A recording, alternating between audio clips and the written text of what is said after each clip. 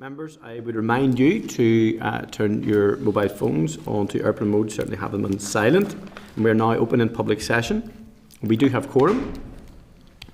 So I'm going to call the meeting to order. I'm going to advise all of those in the public gallery that they are welcome to use mobile devices as long as they are in airplane mode and that all devices are muted. And it is not permitted to take photographs or record any part of the meeting. I'm going to ask members for any declarations of interest. Are there any new matters to declare, not declared at our first meeting, that are relevant to any matters under discussion this week? Okay, members, I just want to bring your attention to a very significant matter this week. We have to say farewell to our very own Gillian Baker, our assistant clerk here, who has been at the Assembly for over 23 years. 23 years ago, I was just a boy, Gillian, just to have it on record there. But thank you for your service on behalf of everyone in the committee. It's been a joy to work with you. It really has, and really wish you a very happy, successful, fun-filled, adventurous retirement. You're here? Yes, thank you. Thank you, guys. Are the members aware of any apologies? I have a few things I just need to note that we have, for instance, Anya Murphy and Nicola Brogan joining us via Zoom. Patsy is running a little bit late. There's an issue at his constituency that he's attending to, but he does intend to be with us. Nothing else? Okay, thank you. Agenda item 2, which is chairperson's business. Item 1, I would like to highlight that yesterday I visited Moy Park, or Pilgrims in Craigavon in my capacity as an MLA. And then the issue of planning restrictions was one of the matters that was discussed, and the impact that it's having on the ability of the company perhaps to expand and hold on to workers. As a result, this weekend they are in the process of probably job losses. They showed me round work solutions to potentially exceed ammonia reductions in the buildings that they are planning and future-proofing. So I don't know if any members have had any other conversations with them, but I think we will be engaging with them in the not-too-distant future. Members content? Thank you. Item number 2, after last week's unprecedented storms, I would like to raise the issue of potential of some work from the department maybe to do in regard to farmers and growers linked to ongoing food security. I'm also aware of correspondence that I received in a constituency capacity, not as chair, of NIE's network running through farming land, the impact it has in around fallen trees and all of those type of things. And maybe we could, I'd be interested in, I was speaking to Patsy about this morning actually, when he said that he'd be a wee bit late, of maybe understanding a wee bit more about tree planting and those type of activities in and around the NIE network that runs through the farmers' lands and stuff, just to see how we can mitigate that against that in the future if the planning matters are maybe, they might be already captured. I just don't know. I'd like to find out a wee bit more about that in terms of the vicinity of planting trees in around Daglin. Chair, I was going to mention it under AOB, but I might mention it now. Just in relation to the storm, like it's been absolutely unprecedented, and I do feel that it has had a disproportionate impact on rural areas, and like there's lots of constituents, my constituents who are still messaging me today who are still out, and I just would question how rural-proofed the operations and procedures are of NIE, not at ground level but at strategic level. So at some point in the future I would like potentially to get NIE to come before the committee to discuss this, because like under the Rural Needs Act, like they need, like, companies and providers need to recognise exceptional situations and exceptional conditions in rural areas, and I just think that not the time now, but whenever the people are restored, we need to have the conversation, I think, with NIE to find out how rural-proofed they are in terms of their operations and how they implement the Rural Needs Act. I totally agree with you, because we do know in terms of the provisions of everyday life, the impact on those rural dwellers in terms of accessing of a normal day, just the transport networks, schools, health facilities, and then when we get an incident, I guess, albeit unprecedented, but we are being told by all of those experts that we're going to get more of them. That being the case, the review, hopefully it'll be an executive-wide review, and I suspect that we will have our part to play in that, in that regard. So whilst there's an impact on farmers and farming and food security, there's absolutely that same impact on rural dwellers. And like you in my constituency, and I'm sure other MLAs here too, will have people that are still without power. And the other issue that came up last week, and this is an ongoing one, is the mobile network actually too, because we've become so dependent for communications and even keeping in touch with families and friends. There's less use of the BT fibrous lines, and we're now, and even before the storm last week, there were 2 networks, I think it was 3 and O2. Particularly in rural areas, we're struggling to give. I suffered from early on Thursday, even before Thursday. Yeah. So that there, I think maybe it's something we could also pull into the same assessment when we do it in the not too distant future, maybe. Yeah. I just want to say, I certainly want to just obviously commend the workers on the ground. Like there's NIE and other workers on the ground and up poles in the worst conditions and to restore our energy, and they've been working around the clock. So certainly nothing to do with them. It's to do with at a very strategic level about how contingencies can be put in place to address the exceptional conditions that we have in isolated rural areas. Yeah, no, and to finish, just before bringing in John, just finish the point that it has to be made. Those people who respond on behalf of NI in this storm come from houses like our own. Yep. Where their own families were left without power, and have went without sleep. Many of them put in long hours to get us reconnected. John, you indicated. Yeah, Chair, thank you, and thank the Vice Chair for raising that, and agree with what he said. And also appreciate the fact that he made a point of saying that we are conscious of the effort made by NIE officials and contractors in, quite frankly, dangerous conditions right through this entire episode. I, with colleagues across County Antrim, met them on Saturday afternoon for a quick update meeting, and it certainly put it into perspective that I think on Friday they said they'd had 68,000 calls in one day. Now that is an enormous task for any organisation to handle at any time. However, I was able to respectfully put the position to them that relates directly to our discussions hopefully in the future, that people living in rural areas, if they're likely to be off regarding power for longer, and that was the case as we know and still is, are less likely to have a neighbour within reach, or a neighbour who might be aware of their needs if they're particular health needs. So there are particular needs in rural areas that don't always apply automatically in urban areas. Absolutely, 100%. Thank you, John. Thank you, members.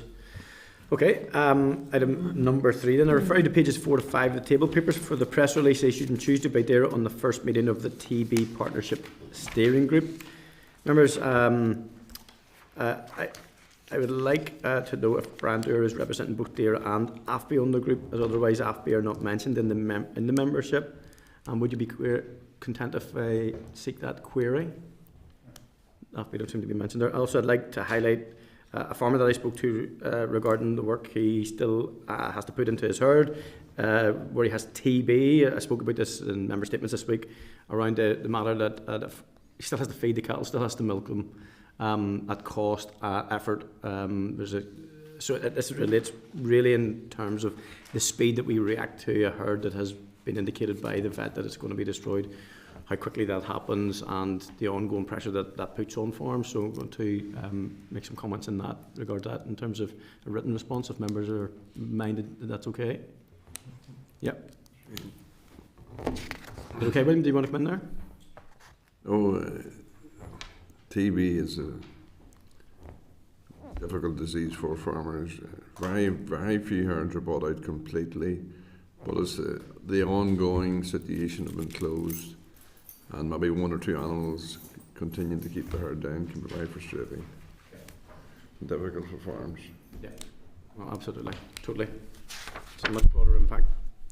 Okay. Sorry, Chair, excuse me.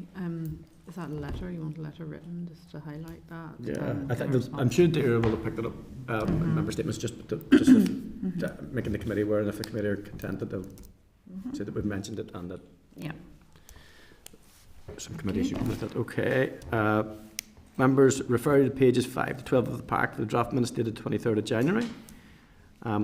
If you've had a chance to look at those, can I ask if you're content with the minutes as drafted? And if you are, I'll sign them. Members content? I'm content, yeah. Okay, thank you. Agenda item 4, matters arising. Matters arising number 1. I refer you to correspondence from the Minister dated the 27th of January, pages 22 to 26 of the papers regarding fair pricing and the food supply chain. Members, this is in response to our letter dated the 17th of January, advising the Minister about the correspondence we received on the 14th of January from DEFRA, the Minister of State, on measures being taken by DEFRA to improve fair pricing in the food supply chain. We considered the response to the DEFRA letter from Farmers for Action last week. Members, Minister Muir states that he welcomes the UK Government's confirmation that it would further advance work on supply chain fairness using the fair dealing powers in the Agriculture Act 2020. Members, the Minister also states that the regulation of contractual relations is a reserved matter. However, his department has been engaging for some years with counterparts in DEFRA in Scotland and Wales on the development of the UK fair dealing legislation and related policy proposals. DARE has also liaised with local industry stakeholders to identify issues for Northern Ireland and to ensure local needs are properly addressed in the UK-wide policy and legislation. They have also participated in introductory meetings with the UK Agricultural Supply Chain Adjudicator and the Irish Agri-Food Regulators team. Members, the Minister also states that he has raised the issue of supply chain fairness and the scope for enhanced collaboration with his ministerial colleagues at the UK Interministerial Group meeting. Furthermore, he has recently asked local farming representatives for their views regarding making supply chain fairness better for primary producers. The Minister states that he will continue to engage proactively with all of our UK counterparts to secure better protections for local farmers and growers. Members, this response feeds into our bank of due diligence work on the issues raised by Farmers for Action, and we will need to have a conversation on our position in due course. However, at this stage, it did occur to me, and I was curious why the Minister didn't mention this ongoing work with DEFRA, Scotland and Wales, on the development of the UK fair dealing legislation and related policy proposals when we did write to him on the 25th of October, asking him to comment on the Farmers for Action proposed bill. As it would seem, there are connections between his work on fair dealings and some of the issues of concern to Farmers for Action and farmers across Northern Ireland. So, members, without wishing to continue these matters indefinitely, I propose a few actions on the back of this response in order that we are clear on the likely impact of these regulations on the concerns raised. I'm going to suggest that we write back to the Minister to delve deeper into the matter and query what specific asks DARE has made for Northern Ireland of the forthcoming fair dealing regulations, including the timescale for the introduction of the regulations and how DARE ensure that any UK-wide fair dealing regulations are tailored to meet any NI-specific need.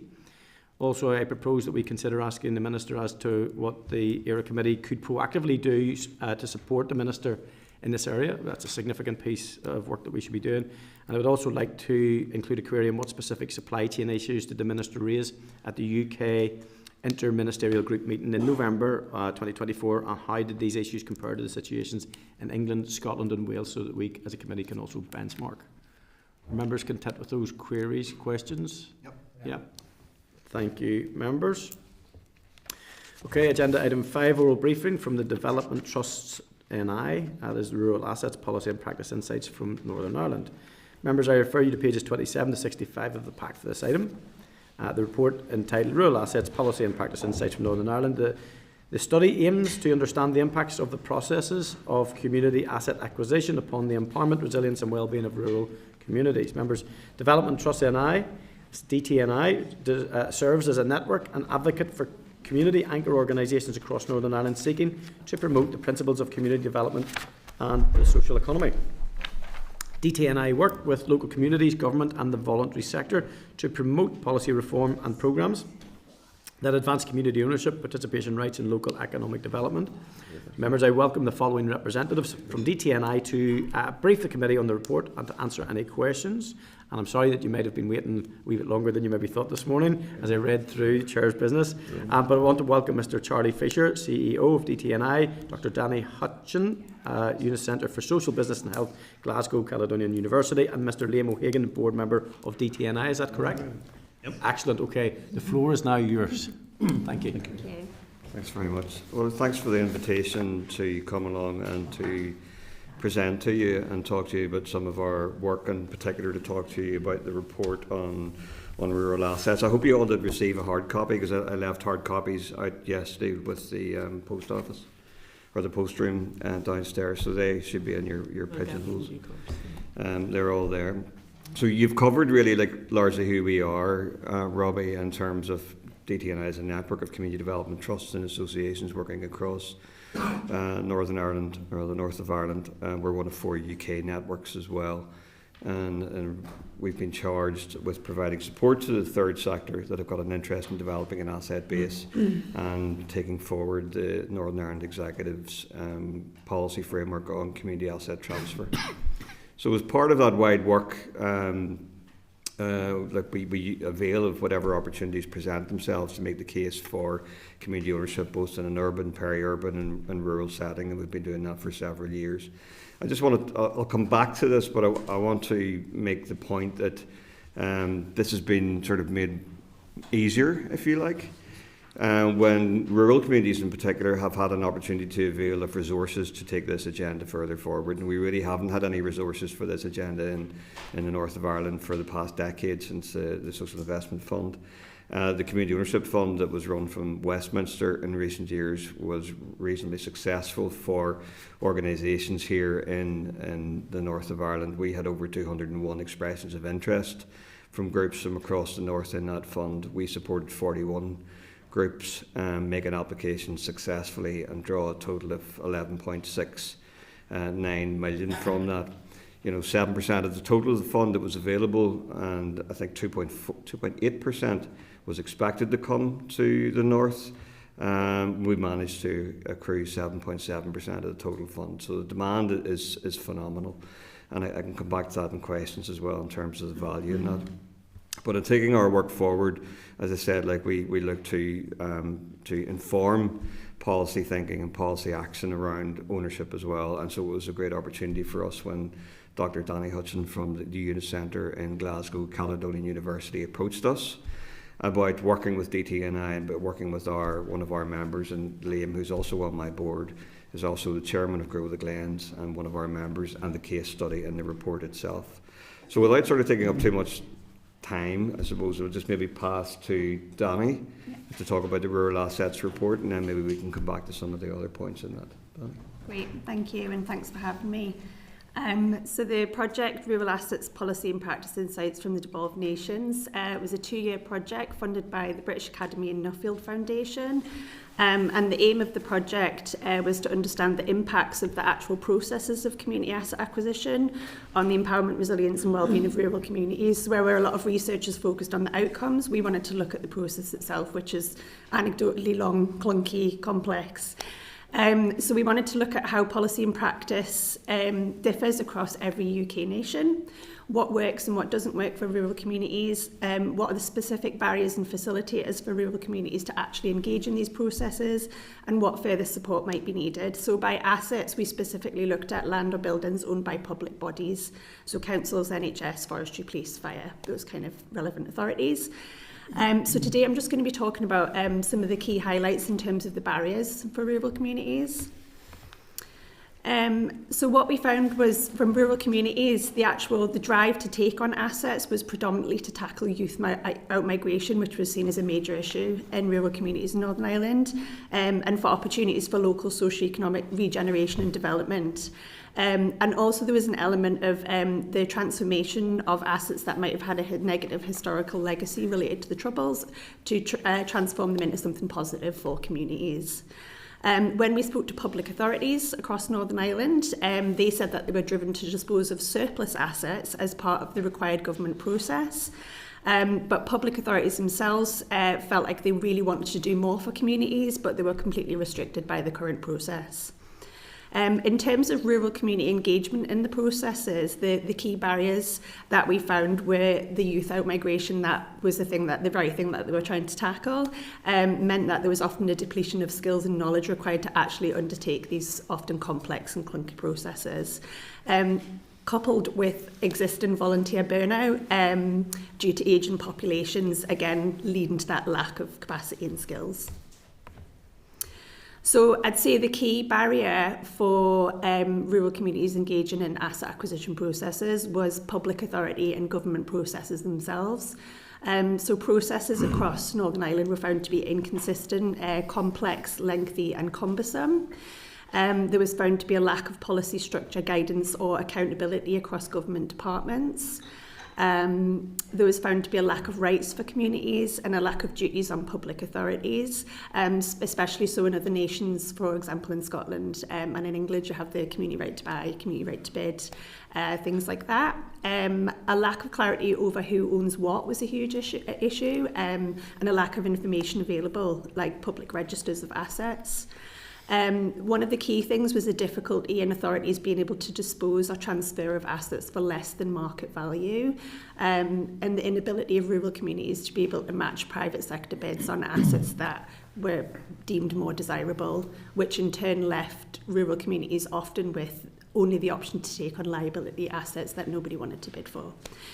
But coupled with a lack of capital funding to be able to actually renovate these premises, that was seen as really problematic.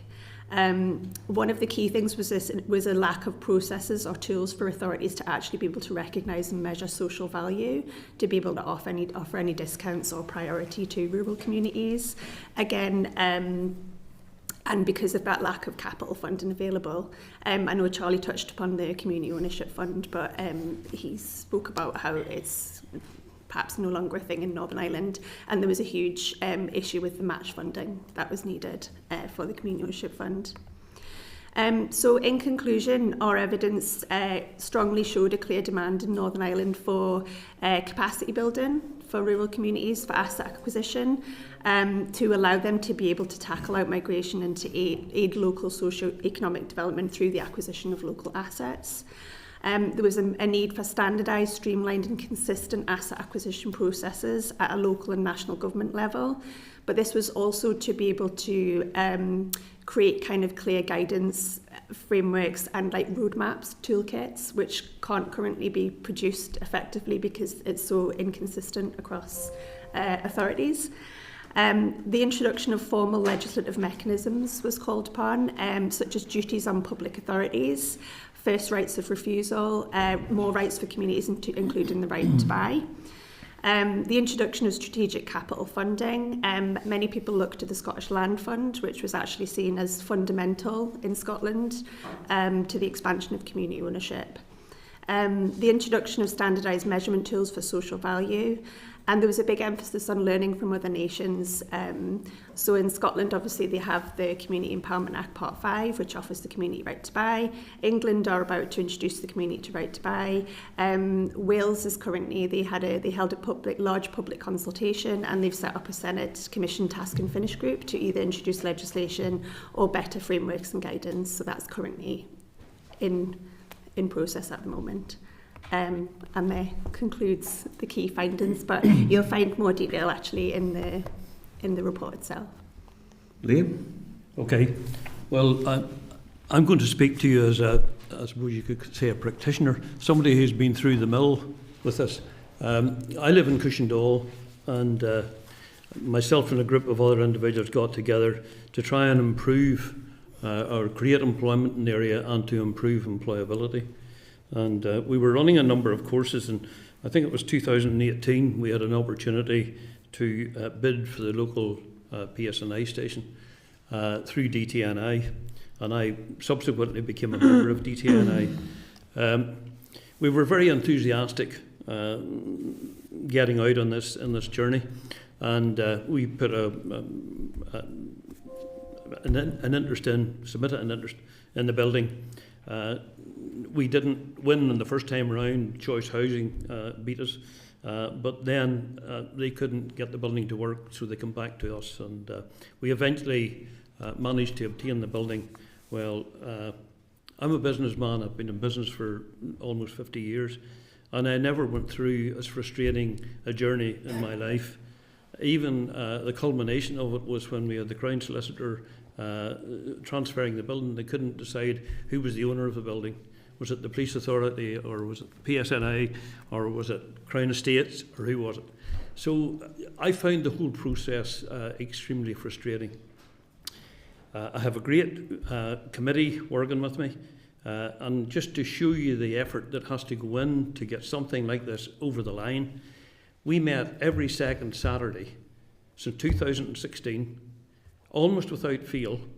Our meetings, right enough, were just 1 hour long, but that was the effort that was required in order to get this over the line.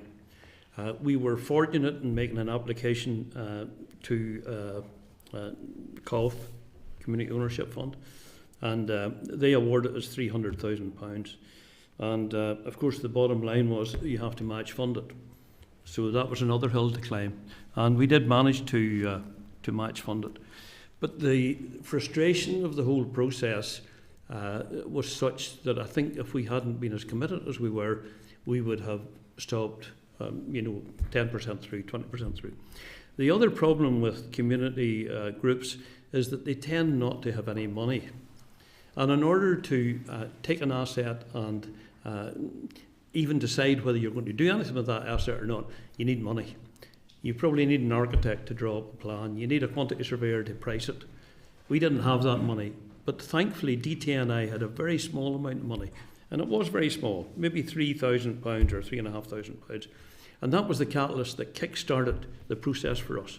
If we had not had that £3,500, we wouldn't have commenced the journey. So one of the asks that I would have of your committee is that there is some kind of a fund set up, administered through DTNI, to allow these processes to be kick-started. Some will fail, of course, because 1 in every 10 businesses or 2 in every 10 fail. But out of that, there will be 6 or 7 or 8, hopefully, that will actually survive. And I think it would be worth doing that. It would be worth taking that entrepreneurial step, if you like, to assist in that. Once we were awarded the funding through the Community Ownership Fund, it was actually very plain sailing. There was very little red tape, which I was amazed at, and the process was very friendly, and we have a very professional team in our organisation. The other thing is that we're all voluntary. So everything we do in the organisation, it's through volunteers, and that's not sustainable. And Danny mentioned burnout. Well, I think we're nearly suffering from burnout at the minute. In the south of Ireland, they have got something like 400 hot desking centres. And when they fund those hot desking centres, they fund revenue to allow those centres for the first 3 years. And any of you that have been in business, when you start a business, I guarantee you, and I know I've done it a few times, you'll not make a profit in the first year. You'll probably not make a profit in the second year. And you're very lucky if you make a profit in the third year. So by allowing community organisations to get a building, that's not enough. I think you have to fund revenue for the first 3 years to have a manager in there, and we've done that on a sporadic basis, if you like, by going round and robbing Peter to pay Paul, to fund a manager part-time, and that has made a vast difference. The other thing that the centre does is that it stops people driving from Cushendall to Belfast or to Derry or to Larne or wherever. And I know I've done that for over 40 years, driving to Derry and to Belfast and other places. And I worked out at one point in time that I spent a working week driving to and from work every month. That's forgetting about my carbon footprint as well. So these centres, I think, are really, really, they need to be there. And I'm going to ask your committee to use our centre. It's a rural area. There are lots of farmers in the area. I'm sure there are meetings that could be held in Cushendall that are held in Belfast. And I would ask you to bear that in mind and think about it. And at that, I'll stop and take questions. Can I just maybe add to something that Liam said, just to give you a flavour of the broader sort of interest rurally across Northern Ireland. So Castlederg and Tom has an interest in this. The PSNI station there has been closed for several years. A number of community activists are pursuing the opportunity to acquire that and make a contribution to the regeneration of Castlederg. Lochmacrory, Declan's territory, was successful in getting some resources from COF and an asset from council, and they do sterling work there in Tyrone as well. Brashane, another police station, but also a mill, but also Millennium House in the centre of the village, all led by a voluntary committee with one employee as well. You've got Garrison, another success story from Community Ownership Fund. You've got Brookborough, who already own an asset, which is a railway station. They're looking for a railway yard. That's ongoing. You've got Cushendall. You've got Rathfriland. Do you know what I mean? Where you've got a community group which owns a former bank, which owns a number of housing units and is pursuing the former heritage building in the centre of the town. And you've got a boxing club which was successful through COF as well. So it's patchwork, it's broad, it's varied, it's sport, it's heritage, it's business spaces like Liam's, you know what I mean? But it's all being led, I suppose, like by community activists. In some instances, you're with organisations who do have a paid employee. In other instances, you do have like voluntary participation, very much like Grow the Glens, who are taking this work forward. And our own organisation, in responding to the budget from the Finance Minister last year, we made a call for what Liam has asked for as well. You know, we need development monies for organisations who want to be in this space. We need to have a resource to engage with that pipeline of organisations who are interested in advancing community ownership, and through community ownership making a contribution to physical renewal and regeneration, social and public services, economic development. And we've also then asked for, in that, a Northern Ireland Community Ownership Fund. You know, depending on what happens from Westminster, I think it's incumbent upon us in this House to be thinking about the value that the Community Ownership Fund has brought to Northern Ireland and what it is that an NI Community Ownership Fund might bring going forward in terms of like our broader sort of policy purposes around economic development. So there's that, and then Liam's point as well made, it is revenue. We can't throw many of these rural organisations and urban and peri-urban organisations to the wind when they do the hard graft in terms of identifying opportunities for their communities, whether it be public assets and or private assets, and then sort of have to then go out and leverage all of their own funding. So there is, for me, so it's an important consideration for the Executive and the Assembly to ask, well, if we're going to advance this agenda, how do we do that, and what sort of resources do we make available to our communities in that regard?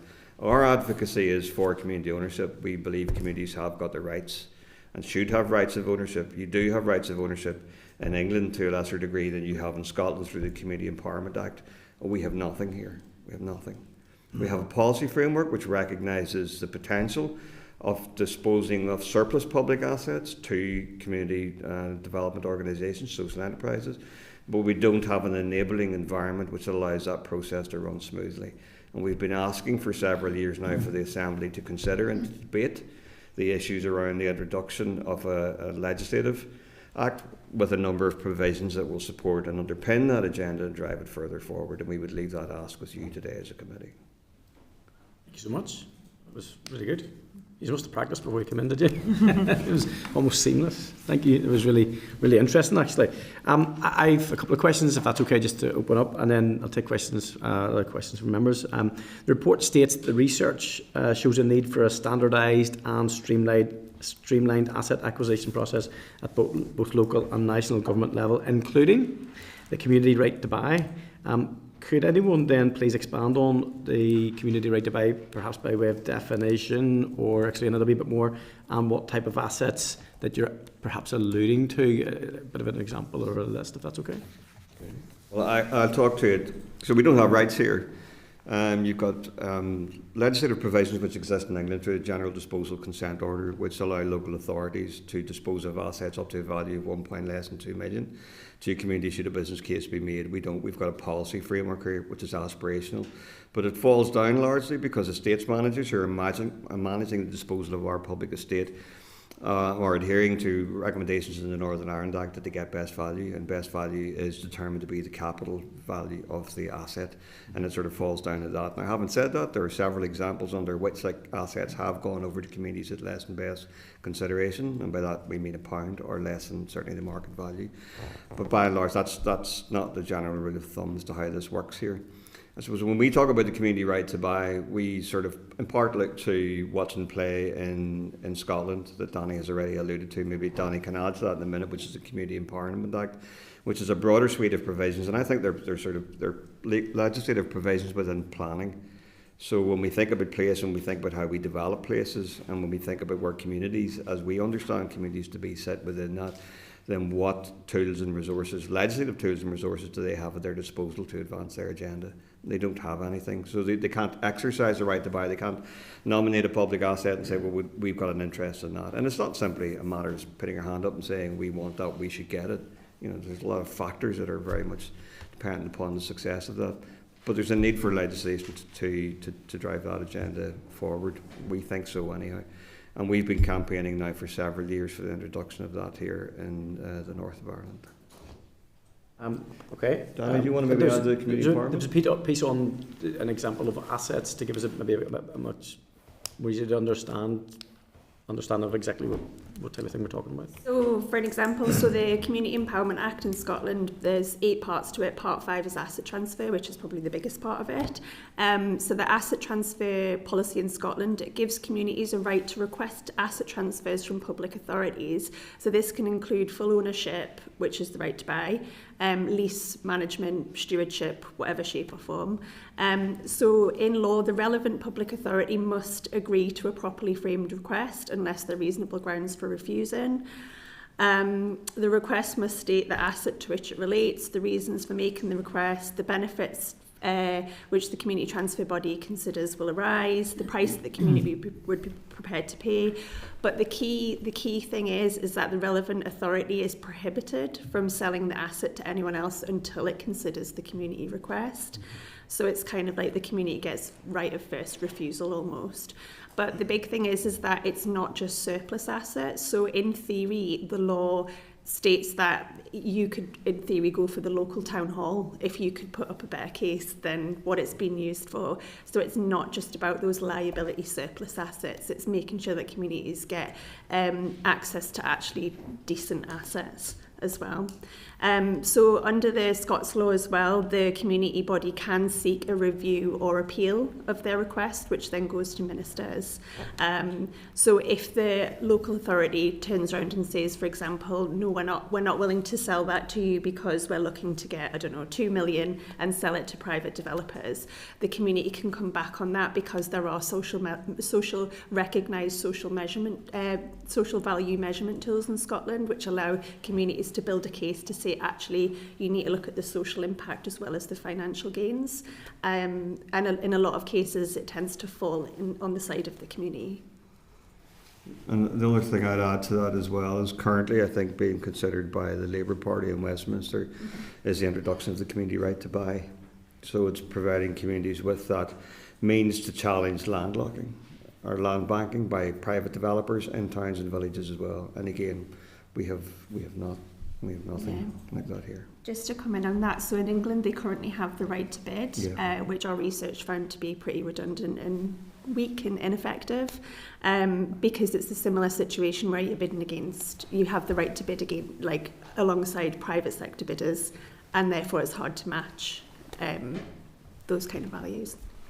Very good. And imagine, I'm thinking of you mentioned the word liability, so the transfer of liability will obviously be one of those things. I imagine, you guys can answer, I'm imagining that the transfer of liability goes with the asset, but it's all obviously done on a basis of risk assessment on whether it's leased and a stewardship, whether it's sold, because I can imagine if the community group don't have the capacity, that's all done front-loaded, and they're not left say holding the baby when the bathwater's going type of thing. No, well, they are left holding. Yeah. But my point being, is I know some groups have fantastic capacity, fantastic individuals, and great ideas, and you need to knit it all together. What is the safety net to ensure that a community group isn't? Well, I suppose that's where we come in as an organisation. Like, so we do what we can to work with organisations to make an assessment as to whether an organisation is fit, if I can use that term, to acquire an asset and progress with an asset. I mean, it's important for us to be able to sort of, professionally to, recommend to organisations you should not be moving forward on the basis of your governance is poor, your business plan is unsustainable. Do you know what I mean? You do not have the capacity and the capability to manage this in the longer term. That does not say that your aspiration and your intention around ownership and the contribution that'll make to your place shouldn't be recognised and supported. And that's a development space that we need to be in, but we don't really have a development programme for that. at this minute in time, like, you know. So that's sort of where we come into that. On the asset stuff, you know, it's the disposal of surplus public assets, and quite often they're at the end of shelf life. They have no meaningful purpose or use for the public body who's disposing of it, and quite frequently they are in a major state of disrepair. So you could call it liability transfer. But you have that energy and enthusiasm from within communities for place, do you know what I mean, and what place means to them.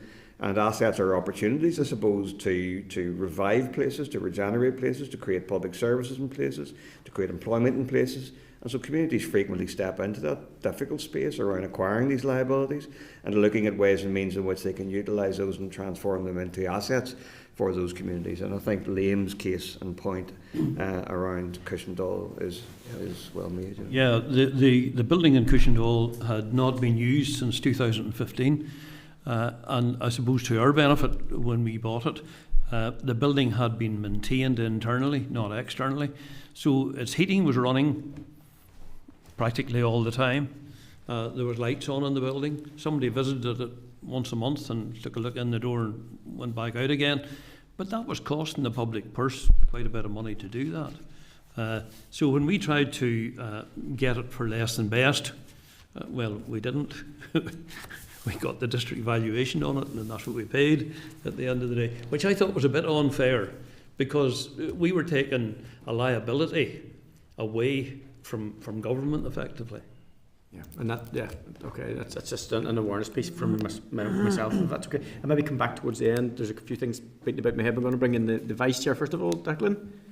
Yeah, thanks very much for your presentation. And as you declared interest, a community group I'm involved with was successful in the Community Ownership Fund, and I fully identify what you've been talking about there in terms of the frustrations, and I think it's also challenging as well as the likes of the Community Ownership Fund. You're dealing across the water with it. You're not dealing here with your own. Like whenever we had leader groups here, for example, you're dealing with locally here, whereas, and like I felt you're at the whim of Westminster, including the time of the Westminster election. You know, so it was. I find that to be particularly challenging. What I was going to ask about the community right to buy, but you've addressed that there. One of their Danny, you mentioned the Scottish Land Fund. Yeah. It was a key. Could you maybe elaborate a little bit more on that Scottish Land Fund, please? Yeah, so the Scottish Land Fund, it's grants of up to 95% of an asset's value. It's funded by the Scottish Government and delivered in partnership with the National Lottery Community Fund and the Highlands and Islands Enterprise. It's predominantly at present, it's predominantly for communities of geography rather than communities of interest. Which is one of its downfalls and something that they're looking to change. But yeah, that is the main source of capital funding for Scottish community asset transfers. Can I just add as well, like, we appreciate that the need to return capital to the centre is very important for the public sector. We do get that, you know what I mean? We're not always asking for surplus assets to come over to communities at less than best consideration, but we are asking for some sort of balance in terms of how we assess the potential value and return of those assets. And if the case is like you need to realise the value of it in community, if it's still an asset for you, then that's what you need to do. We're not saying, you know, it's one size fits all here. We're definitely not saying that. But if we're not considering the potential longer term economic return in terms of disposing of assets at less than best consideration, whatever that may be, then I think we're failing to take account of the opportunities and the value that, you know, our public infrastructure presents for place-based development and renewal and public service.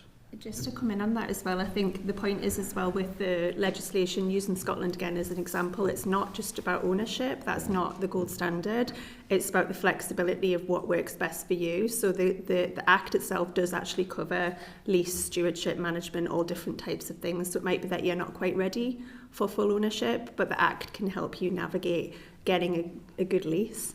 But I think going back on the kind of your point about making a case as well, the research did actually show that having standardised, consistent kind of guidance frameworks and stuff, and having a formal application form that was backed by legislation, it was good for due diligence. So communities weren't going in blind and they weren't wasting their time. So they could look at what was ahead of them and say, actually, I don't think we're ready. We're not going to go for this.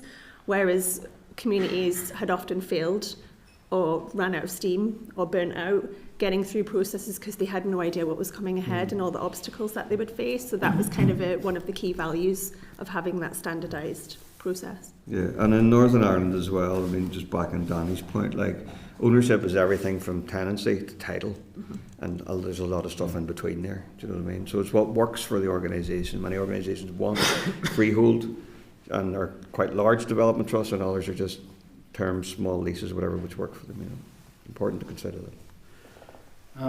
Like that, and the other thing I've got to ask as well is where do you see this sitting? I find myself in this sphere of rural regeneration. I find myself ping-ponging between DFC and DAERA a lot, and we've seen some really good examples of them working together, like the small settlements scheme where the DFC and DAERA co-funded that there. But they're still two separate departments. So where would you see what you're asking for? Where do you see that sitting?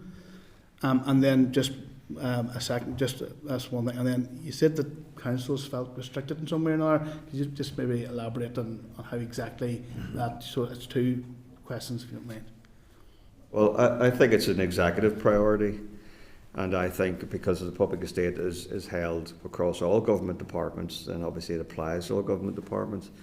But the way it operates here, obviously communities have the sort of policy brief for community ownership, and through the support they provide us, and we take that further forward.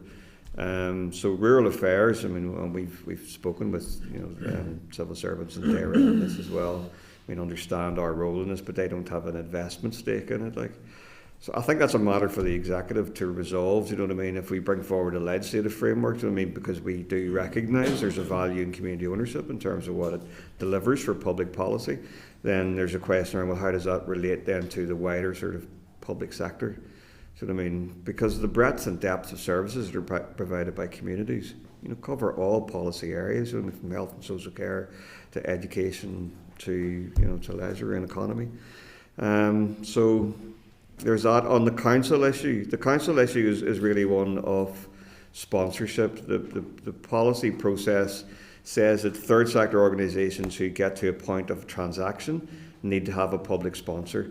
And sort of largely we approach councils to act as sponsor of that. And essentially that's just to use our compulsory purchase powers to allow the transaction to happen. There's no onus or responsibility on the council in terms of ownership or investment, but councils read it as if there is an onus of responsibility for ownership and investment upon them. And that's a real grey area, sort of trying to get them over that, So that's the difficulty in sponsorship, and that still sits within the policy framework. But as I understand it, the policy framework is to be reviewed in the incoming financial year, so that gives us an opportunity to look at some of the issues that exist there. Yeah, I think one of the key things that we found was a kind of barrier for public authorities was that lack of social value measurement tools. So their inability to be able to look at the social value of what communities could bring and make a case for it. So it was not like they were against communities taking on these assets, but they just felt halted by their inability to demonstrate why they should back the community rather than a private developer per se. That was, I'd say, one of the key things, but also obvious things like kind of austerity related budgeting, resources, the need to look at finances and prioritise financial gain. Yeah. Just a comment before I finish this. I just want to say I can fully identify the value of bringing an asset, the social value of bringing an asset into community ownership, and again, and you mentioned Loch Macquarie, that's right from we brought the lake into community ownership, and John here can also declare an interest in his previous role working in land fisheries with that as well, who signed off the management agreement.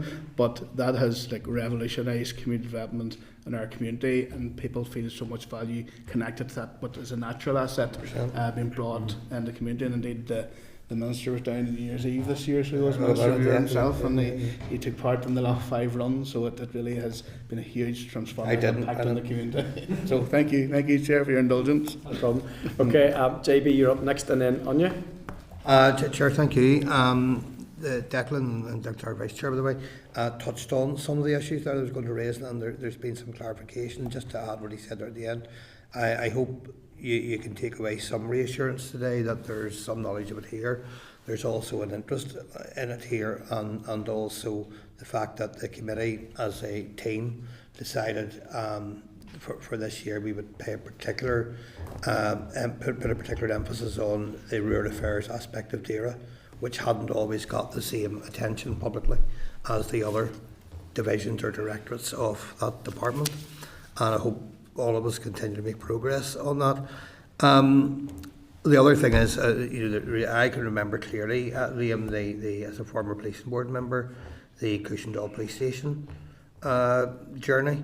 Mm-hmm. I remember making some contact with people on it as well, because even I, as a board member, was fascinated at how long this thing keeps appearing on the agenda and doesn't appear to be going anywhere. The Castlederg one came later and was probably still going when I departed the board. And I apologise that I couldn't influence in any big way the length of time it took, but I clearly remember trying to track the progress. Clearly, the coordination and capacity, I'm probably stating the obvious, but I want it clear for our own records today. Clearly, the coordination of processes is key in all of this. Now, acknowledging that there's likely to be a multitude of potential owners, both public and private, in any scenario here, and acknowledging also that it's not always going to be a simple process. I think the finding it at home is, and where it sits, is key, but that's for a later stage. Surely, and I'm keen to know more about this, surely councils have a key role in the capacity building as well, given that council community services departments across the board will be already involved and invested in capacity building for grant applications, of community grant applications, and a range of other facilities and assistances that are out there. Is that not a natural that, whether it's done initially by central government, that surely it should be rolled out as locally as possible, so A, the community can access it, and B, the people who know the issues best on the ground are delivering in the local area. So council on capacity, I think, and then coordination of processes and making the processes smoother at central government. Is that a fair analysis of it? Yeah, I think that is, but it's not how it works. So, like, you know what I mean? It's not how it works, and I can't speak for council and the issues that exist within councils. Like, some councils are very, very supportive, recognise very clearly the contributions community organisations, social enterprises make to their own policy and development responsibilities at a local government area, like, and are very engaged and supportive. But they don't have a resource for this. They don't have a resource for it, but I think certainly it needs to form part of the conversation going forward. Oh, yeah. Certainly for us, it's, when we talk about, we're an advocate as a network for community ownership, so localism is really, really important to us, like whether that's in Cushendall or whether that's in Portaferry. Do you know what I mean? But those local places are part of a bigger local area, do you know what I mean, which councils obviously have responsibility for, and you're right, we need to find ways and means of connecting the micro local, the very local, with the local council areas as well. Mm-hmm. That's a piece of work to be done, do you know what I mean? In terms of the coordinating piece, I mean, the current coordination sort of really comes through the Department for Communities with the support of Land and Property Services Central Advisory Unit. And then we come into play as a charitable organisation ourselves, I suppose, in terms of that advocacy and representation of the third sector. So I think maybe from my own personal perspective, perhaps what's missing there, it goes back to Robbie's point, is the cross-departmental connection. So where do the rest of the central government departments sit in relation to the work that DFC and LPS are actually leading in terms of coordinating the policy? So that's probably a weakness, and maybe that will come up in the review of the policy framework this year. And maybe that's just something for the committee to be mindful of as well. Very useful, thank you. Thank you, John. Anya, are you able to pick up?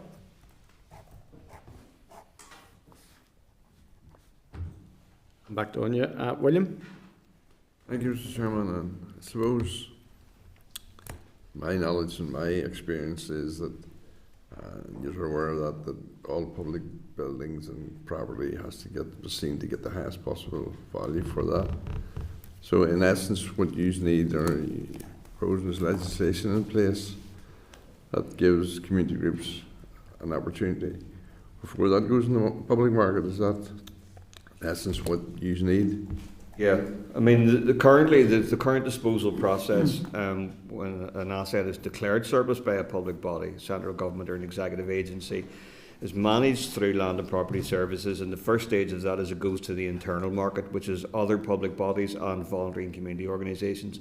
And it's that point, you know, if communities haven't already identified a redundant or derelict asset in their community, that, you know, we do some sort of marketing and promotion across the voluntary and community sector to see whether there's an appetite to take some of that forward, like, you know.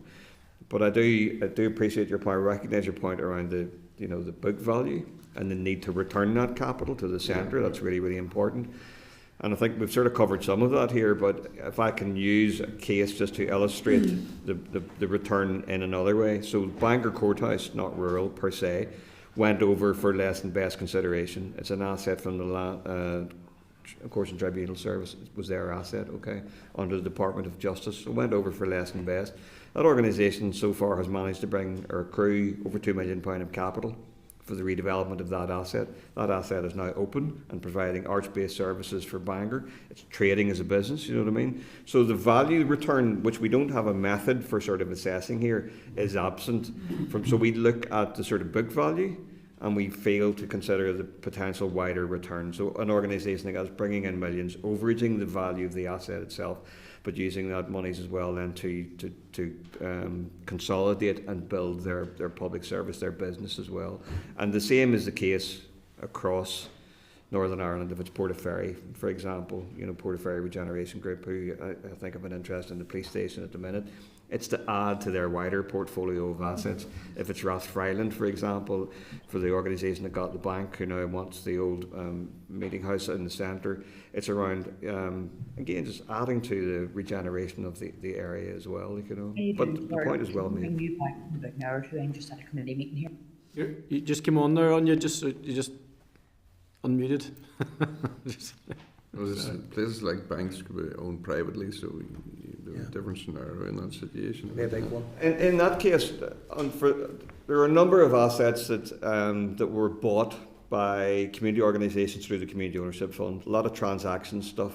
So a lot of old public assets are bought privately, and then they're sat on. If they're not developed, then they just sat on. The police station in the top of the hill in Dungannon is a case in point. It was bought privately. An architect, I think, did some work to it, couldn't make it work, and then it sat there lying empty for a number of years. A local organisation bid for money and got the transaction, you know, and it now has that asset, it's a heritage asset. There's multiple examples of that, William, across Northern Ireland. Okay. Just to come in on that, I think the difference with rural communities as well, being able to take on assets, is that they're often used as multi-purpose spaces and they're tackling multiple different needs. You know, where in rural communities there's more risk of the withdrawal of services and facilities. The communities are then able to use these assets to really tailor what is actually needed in their community, like Liam, the youth out migration and being able to create a space for people to work from home and work within the community. So it's the need is slightly different and the social impact can be actually wider given these multi-use spaces. Yeah, currently we're running education courses. Catalyst are providing entrepreneurship training. We have 3 own-door offices with 3 companies running in the village, and that just doesn't, stop people driving to Belfast or wherever. Like I said earlier, they're going down the street and they're buying their sandwich at lunchtime. They're maybe going to the coffee shop or whatever. They're generating something within the village. They're bringing movement and livelihood to the place as well, yep, instead of having a derelict building. So, and we have physiotherapy, psychiatry, speech and language. We have a number of those therapies running in evenings during the week as well in the centre. So it's brought a lot of vibrancy to the area. I mean, sensitive communities are intervening in spaces where the market is not there, do you know what I mean, or the public sector or the public sector's preferred market developers are no longer interested in housing is an increasing one. For example, there we've got a number of rural development organisations who have housing units and seek to acquire property to respond to a housing crisis in their areas as well. And we have a separate report on that from Queen's as well, specifically looking at housing in a rural context. Thank you. I see Anya's on there. William, if that's okay. Anya, do you want to try and unmute there, see if it'll work? He's not unmuting. We heard you slagging us off a couple of minutes ago, so you're all right. I'll see you on Monday in the chamber. That's me now. Here, you're on now. Go ahead. I'm back on. You're back on. Yeah, look, thank you very much for your presentation. I'm going to cut the preamble and go straight to two questions that I have. Just in relation to the closure of the Community Ownership Fund, are you aware of any engagement that is or has been taking place with stakeholders like yourselves in order to establish what a new scheme might look like or funding stream? Well, we're still engaged with our sister organisations in England, Scotland and Wales and the other support providers who are delivering support for community ownership in England, Scotland and Wales to consider whether there might be scope to... There is a campaign ongoing for, there's a call for a £1 billion fund for the UK. Let's see how that lands with the Labour government, you know what I mean? That will be to deliver that over 10 years. But outside of that, go back to Declan's point, we are campaigning here and we have been speaking to the Finance Committee and others with regards to the need for the executive to consider, well, what does an NI, Community Ownership Fund, look like? So, I gave some figures at the outset of this with regards to what we think is needed. We're talking potentially at the minute based on 120 groups, 35 million, based on, 201 groups, which was the expression of interest we had. We're talking about a £70 million fund for the North, and that's capital, that's revenue, and that's development monies as well, and that would be delivered over a number of years. So we're actively campaigning for that. But we appreciate the difficulties that the executive finds itself in at the minute with regards to its own budget. But hey, it doesn't stop us trying to make the case for it, No, absolutely, and thanks for that. Thanks for that, Liam. It's great to see that work is ongoing at the minute, and you're knocking on, I suppose, all the right doors at the minute as well. Just in relation to training and post-acquisition support for those community groups, and for a lot of those rural groups in particular, would there be, I suppose going forward, would there be the need to roll something along the lines of additional training, possibly posts for people to go into rural community groups and to give expert advice on all of those issues? Absolutely. Yeah. As much as there's a need for pre-development support for organisations that have an aspiration to be in this space, there's a need for a development programme there, but there is a need for post-acquisition development support as well. Now, we have some residual resource from the Community Ownership Fund that we're using to that end. But I suppose one of the things that we're trying to address as well is a development space that's not consultant-led, that's people-led. And so therefore there are questions around capacity and capability and leadership, and where do we identify resources that will actually invest in a younger generation of people as leaders to take on some of these development challenges in their rural villages as well. So that's key going forward. Outside of the COF resource that we have, once that's spent down, we've got some resources from DFC, but it doesn't cover the broader demand that exists across the north of Ireland. There's potential, I think, in rural communities, being part of the broader agenda in terms of wealth building, to make a case for resources to support them in terms of post-acquisition development as well. But we have to see how some of those arguments play out with other central government departments. Thank you, Anya. So that's great. Thank you, Chair. Thank you. Sorry, you okay there? I wasn't cutting you off. I just thought maybe you're okay. Okay, good. No, that's me from it. You'd soon tell me anyway. Michelle. Thank you, Chair. And Anya's really covered what I was going to ask, and that was that support sort of post-acquisition. But I suppose there is that fear for those community groups who don't have experience, and I know you've cited some even in my own constituency who've done extremely well, particularly in Portaferry, but they have I suppose a wealth of knowledge, and I suppose they really don't have a certain amount of fear now because they've learnt from mistakes as well as their successes. But I suppose it is about sort of getting into some of those sort of smaller groups who really have done very little other than trying to get a community festival together. But there are opportunities there, and I suppose there would be that fear of responsibility, obligation, particularly around that idea of being a trustee or a director. And then if it were to go wrong, where would they go then? So I suppose it's really, I'm looking really at Liam too, because you're fortunate having had that experience as an entrepreneur and so on, and a businessman. Not all groups have that. We have been fortunate in that all of the people on our committee are professionally qualified, and they've all had a lot of business experience. However, and I've suggested this to Charlie, and I've spoken about it in DTNI, there are a phenomenal number of people in Northern Ireland, probably around my age or maybe younger, who are retired, and they bring a wealth of experience in terms of their profession, but they're just retired and they're doing nothing. And I believe that if the right mechanism was in place, those people would be happy for very little remuneration to come back into, not into the workplace, but into a sort of a consultancy role to guide community groups.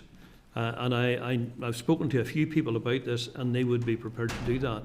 And it's something that I think could be put together fairly easily. And I think that would answer your question. And just to come in on that as well, I think a model that we've seen a lot of success in Scotland is the Community Ownership Support Service, which was funded with the introduction of the Community Empowerment Act.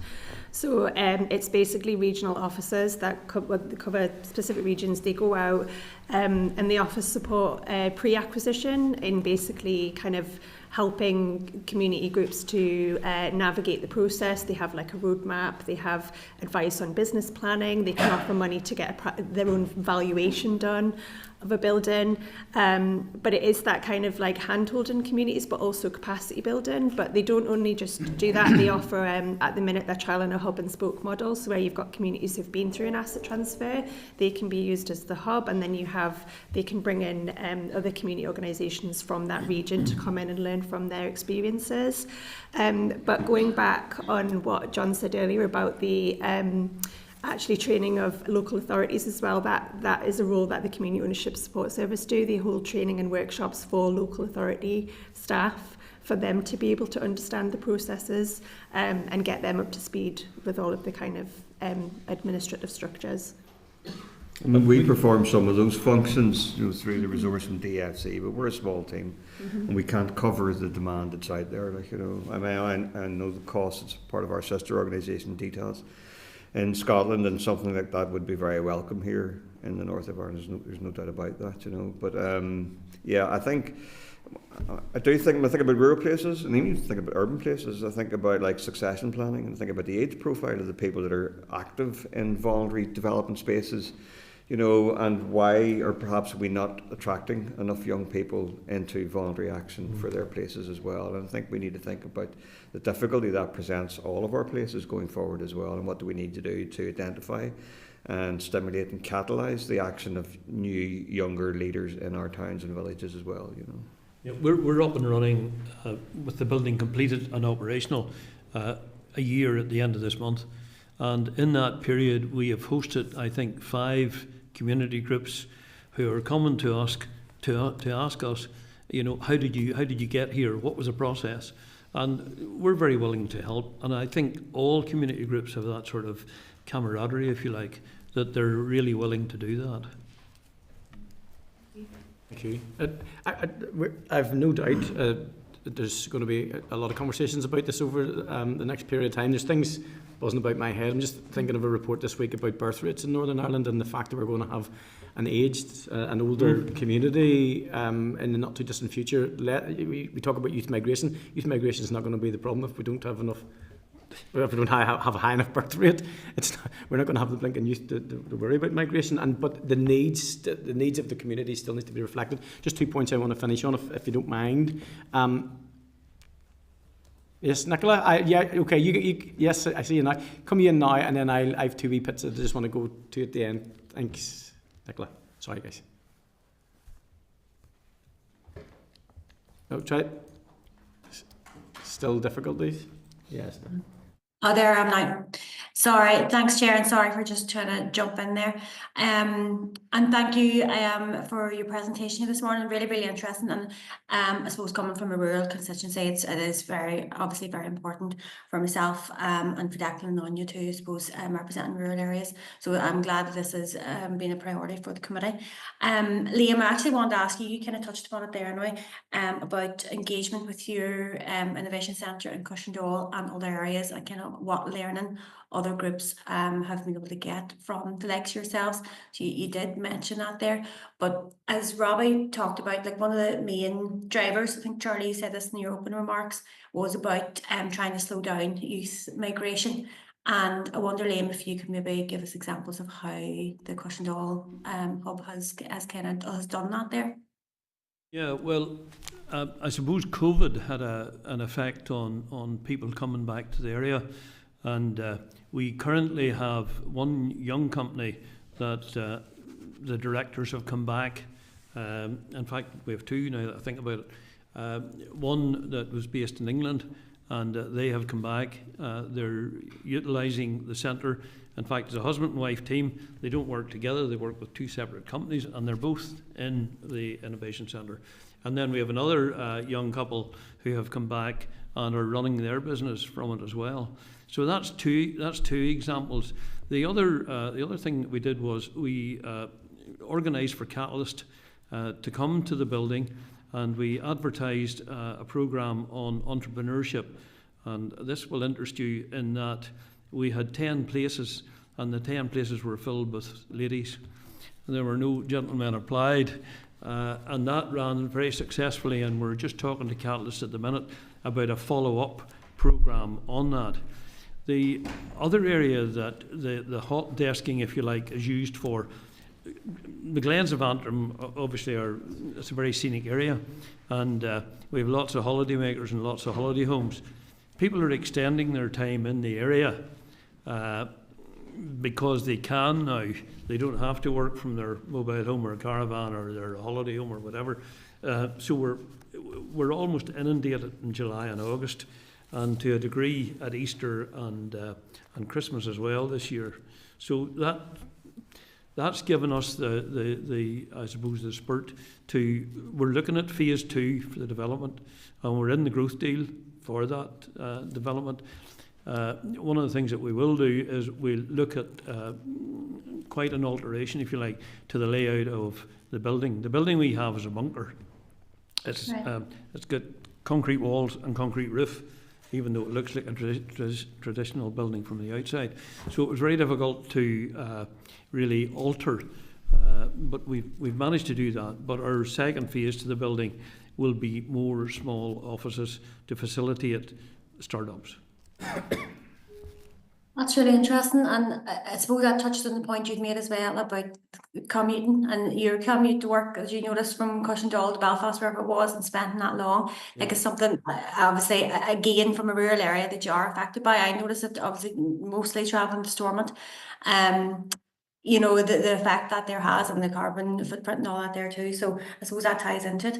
But no, listen, I just want to thank you for coming along here today. I think what Anya and Michelle talked about there, about the training and making sure people are aware of you know, the funds available and the opportunities available to community groups is really, really key, and to have that there learning from others who've been there. So it's very useful to have you here presenting, and hopefully we can get the word out and support you. Thank you, Chair. Thank you. Thanks. You see, there's a huge interest in the committee. Just my final 2 points, and I did remember them. Sometimes I forget. I have these great ideas and then I forget. So the first one was in around, Danny, you talked about lack of social value measurement tools, and I think that's probably one of the biggest barriers, because I can see theoretically how, if this worked properly, it would be easy, because it would fit in with any government's executive programme for government, looking at things like loneliness, mental health, educational opportunities and so on. So if there's anything that you could ever share in regards to the development or the further study of where those are being developed. And then the final one, and I see your hand up, Charlie, but the last one, and please don't do this. I'm not asking you to do a league table of our local councils, but I suspect, like everything in planning, there's there's a different approach probably in every council. I know that I've been involved in a couple in Lisburn and Castlereagh of really excellent opportunity. I can see the council mobilising in the right way to try and look at the opportunities, but also calculate the risks. Is there a disparity in regard to council performance? And if that's the case, then maybe that's one of the reasons then to legislate. I can speak on that, Chair, if you like.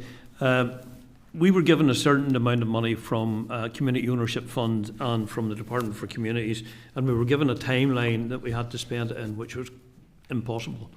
And we had to get planning within that period. And Causeway Coast and Glens, who don't get very good publicity in relation to planning, bent over backwards. In fact, they put us at the head of the queue because they knew we were a community, a voluntary organisation, and because we had money to spend in a specific period of time, and they really opened the doors for us. Thank you. So praise where praise is due, kind of thing, you know. Yeah. And just on the point of councils, and this is not to disparage councils, but I do have figures for distribution of the COF fund, and I can send that on if anybody wants to read it. But it's a fairly even sort of across the piece. So some did obviously better than others. But we were campaigning at an earlier point in time for councils to work with civic organisations in terms of the opportunities that the Levelling Up Fund presented for capital development in places as well. So 120 million came to Northern Ireland, through the Levelling Up rounds 1 and 2. And I think back to your point, so it's incumbent upon ourselves, I think, on all of us to find ways and means for councils who are doing larger scale area-based regeneration to, do some horizon scanning and recognise where civic organisations are at in their constituencies and find ways and means of bringing them into play in terms of their development stuff. On the social value toolkit, we're currently doing a piece of work with the SIB, and we've commissioned a professor from Edinburgh to work with us to develop a social value toolkit. So we've got a number of case studies in that we want to go through to illustrate what we mean by everything we've been talking about. So one of those that we've put forward is Lindsay Hall in Loughry College. It's the Dara asset. It's a very large building itself, and it's a complex thing. There's some land in it. So we keep you abreast of how we progress on that. And the point of doing that is to say, well, how do we do this with something like Lindsay Hall, which potentially has a reasonable book value, but is a very difficult asset to develop, is a very difficult asset to get rid of, simply because of its connection with Loughry as a space. So we hope to have, at some point in this year, our own social value measurement framework, so we'll keep you informed about that. Thank you so much. That's it. My apologies for being late. There was a couple of incidents locally that I had to attend to there. So I wouldn't mind catching up with you at some other stage, maybe individually, if that's all right. Yep. Because I've read through some of the issues in your report there, and I would like to follow up on them, please. That would be great. Perfect. Okay, thank you. Reach out to you. Thomas. Ian, Chair, and again, my apologies for being late. I was just on before Patsy there. But I did have the opportunity of visiting down at your innovative centre down there in Cushendall back maybe 9 months ago or so, or sometime around that. And I want to commend you for the work that you have done. And I was looking at how that can be rolled out into other constituencies, into other rural areas that can benefit them and benefit the communities there as well, because it is a model that's worth of any community looking at and to take good practice from and follow on from, because it is an excellent development. Thank you.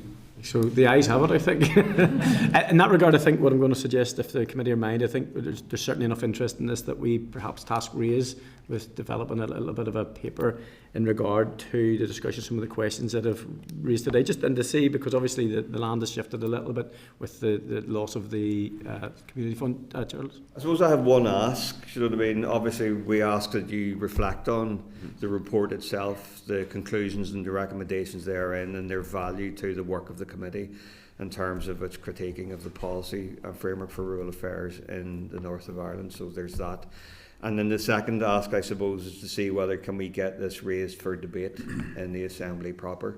Can the DAERA committee, I suppose, consider whether we raise an issue around is legislation, is finance a key issue in terms of driving this agenda forward. I think a debate amongst members would be really, really valuable in moving this further forward. We could, I suppose what will happen is off the back of the raised paper, that'll give us, we'll come back to that then as a committee having looked at the research by the Assembly researchers, and then at that stage then we can certainly consider it as an option for a committee motion, which would be, I think, a very useful debate. Thank you. You turned one ask into two.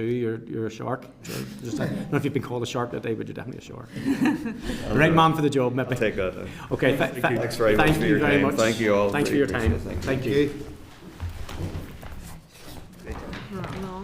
Okay, members. Agenda item 6 is an oral briefing from the department on farm support and development programmes. That's at agenda item 7, and we're going to be discussing SL1, the Farm Sustainability Transitional Provision Regulations, Northern Ireland 2025. And with your agreement, we're going to take the next 2 agenda items together as they are related. Members, I refer you to pages 66 to 71 of the pack for the briefing paper from the department on the Farm Support and Development Programme. Pages 72 to 94 for the SL1, the Farm Sustainability Transitional Provision Regulations Northern Ireland 2025, and to pages 7 to 13 of the tabled papers. So you'll be flicking through, members, for the Minister's written statement and update on Dairy's new programme of farm support. Members, the Department's new Farm Support and Development Programme is being co-designed with the Northern Ireland agricultural industry and other main food and environmental stakeholders. DAERA states that the programme is fundamental to helping support farmers and collectively achieve environmental and climate change goals, providing the right support and policies to achieve both economic and environmental sustainability. It includes the Beef Sustainability Package, the Suckler Cow Scheme and the Farming with Nature Package. Members, the Minister intends to issue a further written statement to the Assembly at the end of the month to outline his plans for communications in relation to the programme. Regarding the SL1, this replaces the Farm Sustainability Transitional Payment, Transitional Provisions Regulations presented to the Committee on the 23rd of May 2024. On that date, we received a briefing from the officials regarding the Farm Sustainability Payment replacing the Basic Payment Scheme, which was phased in over a 2-year period, commencing with the Farm Sustainability Transitional Payments in 2025 and the full Farm Sustainability Payment in 2026. Members, the Department now intends to make a statutory rule to provide DAERA with the legal powers to implement that Farm Sustainability Transitional Payment, FSTP. They will also make a number of additional legislative changes to ensure the continued smooth rollout of the Farm Support and Development Programme. Rule will be laid before the Assembly under the draft affirmative resolution procedure, which ensures there's a bit of a debate. Members, I welcome the following officials to brief the committee on the Farm Support and Development Programme and then to cover the SL1, the Farm Sustainability Transitional Provision Regulations, if that's okay. And I would ask the officials then to take, I'm sure you will, take any questions. You'll be well used to that after the briefing. So we have Dr. Rosemary Agnew, Director of Agricultural Policy, welcome. George Moffat, Deputy Director of Agricultural Policy, welcome. I've got it right, and yes, and Manus McHenry, Deputy Director of Agricultural Policy, you're also welcome. Thank you very much, and feel free to brief the committee. Thank you very much, Mr. Chairman, for the opportunity to present on the 2 subjects you mentioned this morning. And I think, as you mentioned, Chair, I'm joined today by Deputy Directors of Agricultural Policy Division, George Moffat and Manus McHenry, and we will seek to answer any questions members have following this short presentation. So, members, you've already been provided, and I think Chair's taken you through some of the background, a written briefing on the programme and the legislation, so I'll try to keep my remarks brief. Further to the written briefing to the committee, for this meeting, Chair, you will have received a copy of the written statement Minister Muir issued to the Assembly yesterday, outlining his communication plans for the programme. At the outset, I want to draw your attention that the Minister has decided that the programme will now be referred to as a Sustainable Agriculture Programme moving forward. And this is to clearly relay its importance in supporting change for a sustainable future and the key role that it will play in delivering its priorities. Quite importantly, the Executive's decision to formally treat the resource DEL that has been baselined in the Northern Ireland Block Grant as Executive earmarked for 2025-26 and future years as part of its draft budget was announced on the 19th of December, and this is a significant and positive step forward. Northern Ireland is the only devolved region in the UK so far to have secured a proposal from its local executive to earmark the agricultural support budget, and this will provide assurance to farm businesses in the coming years that their counterparts in Scotland, Wales currently do not have but it also helps maintain, importantly, our competitive trading position for the agri-food industry. It also means that as a department and as taxpayers, we will have to show to our taxpayers and to the executive that we can deliver change and value for money against this commitment of funding. While the draft budget is still undergoing consultation, the positive announcement on the 19th of December provided the basis for DAERA to move forward with plans to roll out the Sustainable Agriculture Programme. Minister has now agreed the timeline for the rollout of the schemes of the programme over the next 2 years, and this will be available on the Department's website in coming days. As you indicated, Chair, the Sustainable Agriculture Programme has been co-designed with key agriculture and environmental stakeholders, and just outside we were discussing that work actually commenced way back in 2018 and has been ongoing since that date. The Sustainable Agriculture Programme encompasses, as you mentioned, a wide range of schemes that were outlined in the Minister's statement, and I won't name all of them, but there are a range of schemes, firstly to support and assist farm businesses, such as the Knowledge and the Innovation schemes. Others that will serve as data platforms to provide important information to help farm businesses as they move forward, such as the Soil Nutrient Health Scheme, the Bovine Genetics Project and the Carbon Footprinting Project. And in addition, others that will provide incentives or payments through schemes for the Farm Sustainability Payment, Beef Sustainability Package, Farming with Nature Package, etc. Information on all of the schemes will become available on the DAERA website in the coming weeks and will be updated on a regular basis. The committee will also receive briefings on the individual schemes as we move forward, and a number of these are already in your forward work programme. A series of awareness events are planned to take place at a range of venues across Northern Ireland in February and March, and these events will raise the awareness around the programme, its scheme details and the benefits to farm businesses, and really to encourage uptake of those schemes as we move forward. There are also plans to issue the first edition of a Sustainable Agriculture Programme newsletter in hard copy to farm businesses in Northern Ireland to serve as a helpful information reference resource for the programme, and this will be issued, we hope, by the end of March. Obviously, from the Department's point of view, the Sustainable Agriculture Programme is fundamental in helping DAERA support farm businesses, and it enables us to collectively achieve our environmental climate change goals, providing support and policies to help move forward on a journey of change that ensures both economic and environmental sustainability. I would seek your support in encouraging farm businesses to engage with the planned programme of communications and to avail of the information provided. So that probably brings me to the end of what I want to say broadly about the programme, Chair, and with your agreement, I'll just say something quickly around the regulations and the SL1. That'd be good, yeah, thank you. So the regulations are intended to give DAERA the legal powers, as Chair indicated, to introduce the Farm Sustainability Transition Payment. But they also include a number of more general provisions intended to support the rollout of the Sustainable Agriculture Programme. As Chair said, it's a draft affirmative SR that we're bringing forward, and the SL1 for the regulations replaces the original Farm Sustainability Transition Payment SL1, which was discussed at this committee in May 2024. It has really been revised to reflect the up-to-date policy decisions, taking on board some of the views of the committee and now in respect of the Sustainable Agriculture Programme. Just by way of background, a consultation exercise on the proposals that now make up the Sustainable Agriculture Programme was undertaken in late 2021. The responses informed 54 policy decisions that were announced in March 2022, and a number of these decisions relate to the establishment of a resilience payment, which we're now calling the Farm Sustainability Payment. In 2025, the Farm Sustainability Transition Payment is expected to attract applications from some 24,000 farm businesses. It will replace the basic payment scheme and will provide a vital safety net for farm businesses. It's also part of the important transition to the Farm Sustainability Payment in 2026. A further statutory rule via the draft affirmative procedure will be required to introduce the Farm Sustainability Payment from the 1st of January 2026, and this will be brought forward to the committee in due course. but to ensure that in 2026 the farm sustainability payment, when introduced, is directed towards farm businesses actively engaged in agricultural activity.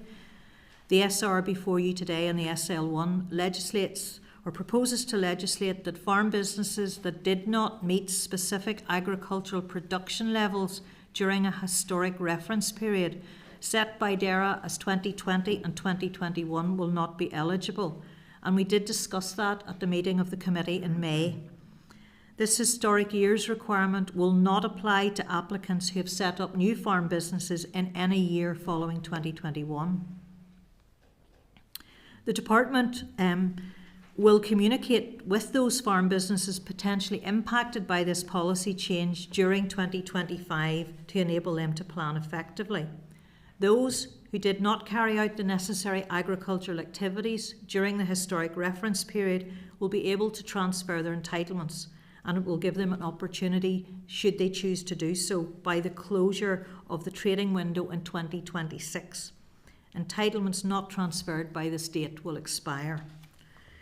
In the transition to farm sustainability payments, if entitlements were leased prior to the 1st of January 2025 on a long-term lease beyond the 15th of May 2026, they will remain with the leaseholder until the end of the lease, at which stage they will revert back to the lessor only if they remain eligible for the farm sustainability payment. If the lessor is not eligible for FSP, they will expire. We understand that doesn't impact an awful lot of businesses.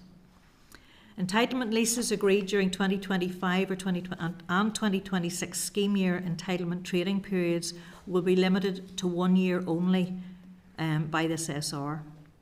Applicants for the Farm Sustainability Transition Payment in 2025 will need to activate 3 entitlements on 3 hectares of eligible land to meet the requirements of the Farm Sustainability Transition Payment and, moving forward, the Farm Sustainability Payment in 2026. Currently, farm businesses in receipt of the Basic Payment Scheme or in 2024 must be actively engaged in agricultural activity and must meet the active farmer definition. This will continue in 2025 and 2026 and further years. The active farmer definition was removed from legislation by the rules for the Direct Payments to Farmers Amendment Regulations in 2020 as the provision was spent, given that it related to the establishment of entitlements in 2015. However, the recital containing the provision remains and it continues to be applied by DERA. So for legal certainty, it's desirable to express this in legislation. So these regulations before you today reinstate the active farmer definition in law. The regulations also introduce a number of additional changes and policies to enable the continued rollout of the Sustainable Agriculture Programme. Regulations remove the reference to the total ceiling for Northern Ireland from Regulation EU number 1307/2013 of the European Parliament and Council of the 17th of December 2013, now in UK assimilated law, and allows DERA to determine the budget for each scheme year prior to the commencement of payments. The regulations remove the requirement for DERA to publish this ceiling and also provide the power to DERA to make additional payments to Basic Payment Scheme, Farm Sustainability Transition Payment or Farm Sustainability Payment eligible farm businesses in a scheme year if required. This provides flexibility for the Department to direct funding to other important areas of the Sustainable Agriculture Programme, but it also provides a mechanism to enable the Department to ensure that farm businesses benefit from the full agricultural support budget.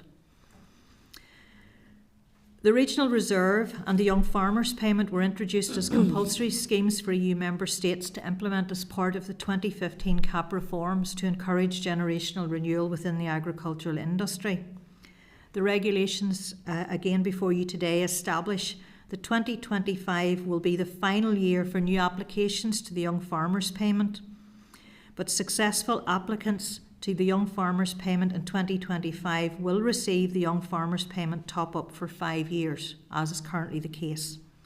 2025 will also be the final year that new entrants and young farmers can obtain entitlements from the Regional Reserve, but it is important to stress that new entrants and young farmers are not excluded from the Farm Sustainability Transition Payment or the Farm Sustainability Payment, and retain the right to buy or lease entitlements to allow them to access payments. As we move forward, the Farming for Generations scheme, included within the Sustainable Agriculture Programme, will be the policy instrument to support generational renewal. This new scheme, rather than focusing on purely financial incentives, is designed to take a holistic approach to generational renewal, which supports the intergenerational needs of the farm family. Chair and members, I hope you found this overview helpful, and we're very happy to answer any questions you have. Thank you so much. There's quite a bit there, actually. So there is. I'm sure there'll be plenty of questions coming from that. There's one that just occurred to me in regard to, and I know it's welcomed. You mentioned it, and I know that this committee was pleased with it. And last year, the Finance Minister, in cooperation with the Minister, then did actually baseline the resource deal and to treat it as executive earmark. But I imagine with the work that now needs to be undertaken, some of that's at risk because if it's not spent, it gets returned to HM Treasury.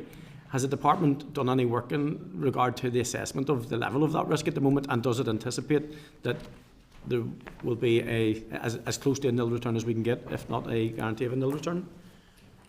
We are working through in terms of how we move forward with the budget and the various schemes that would be spent on, and obviously there will be budget requirements for each of the schemes.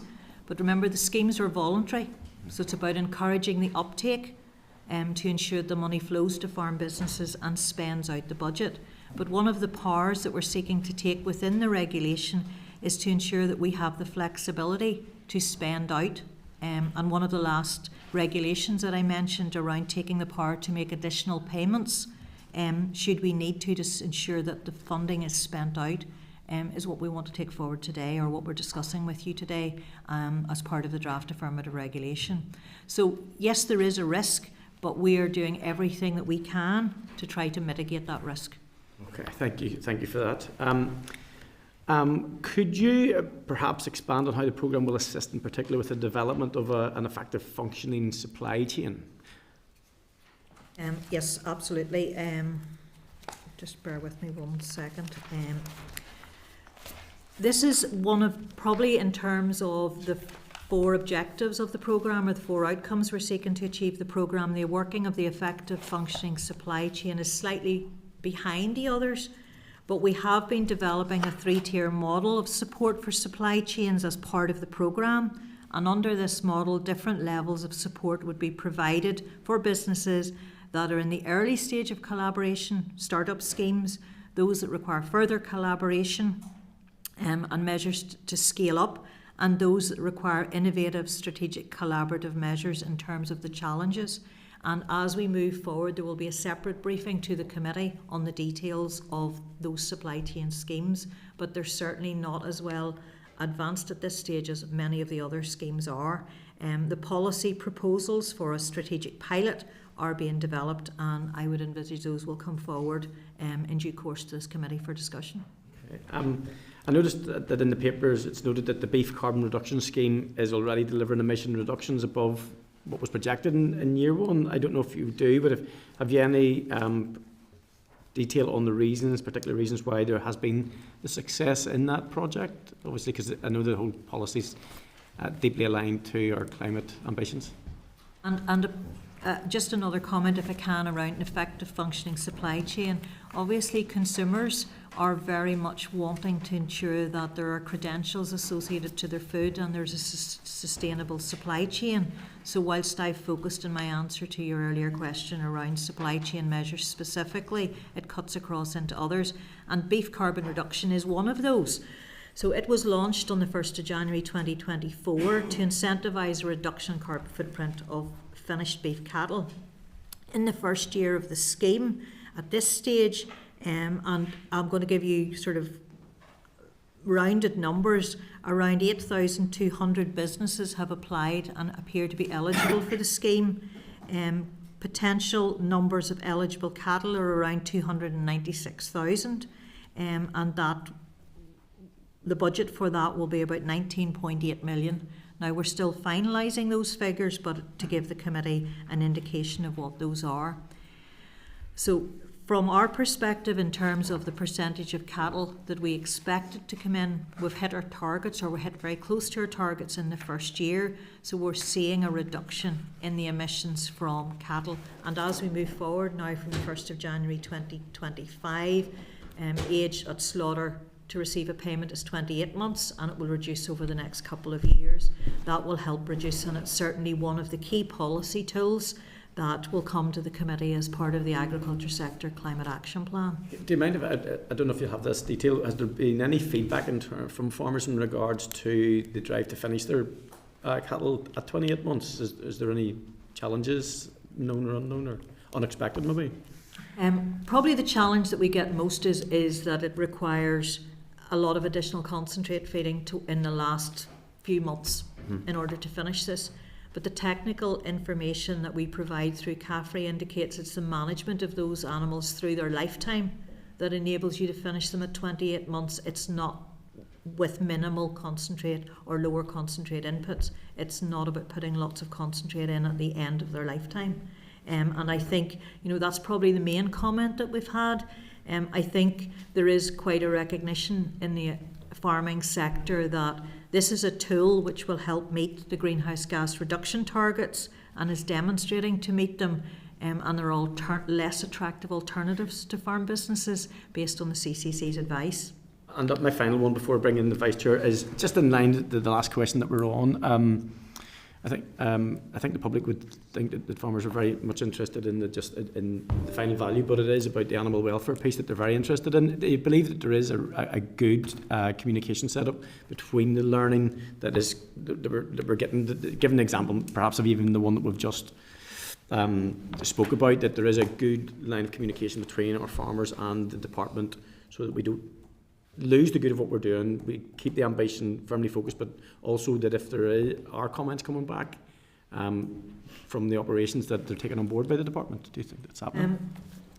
I think Minister's statement yesterday indicated that we're going to start quite an extensive communications programme to get information and knowledge out, and I think the committee towards the end of June had a presentation last year on the plans around the launch of some of that communication package, that knowledge, that information and the accessibility of it.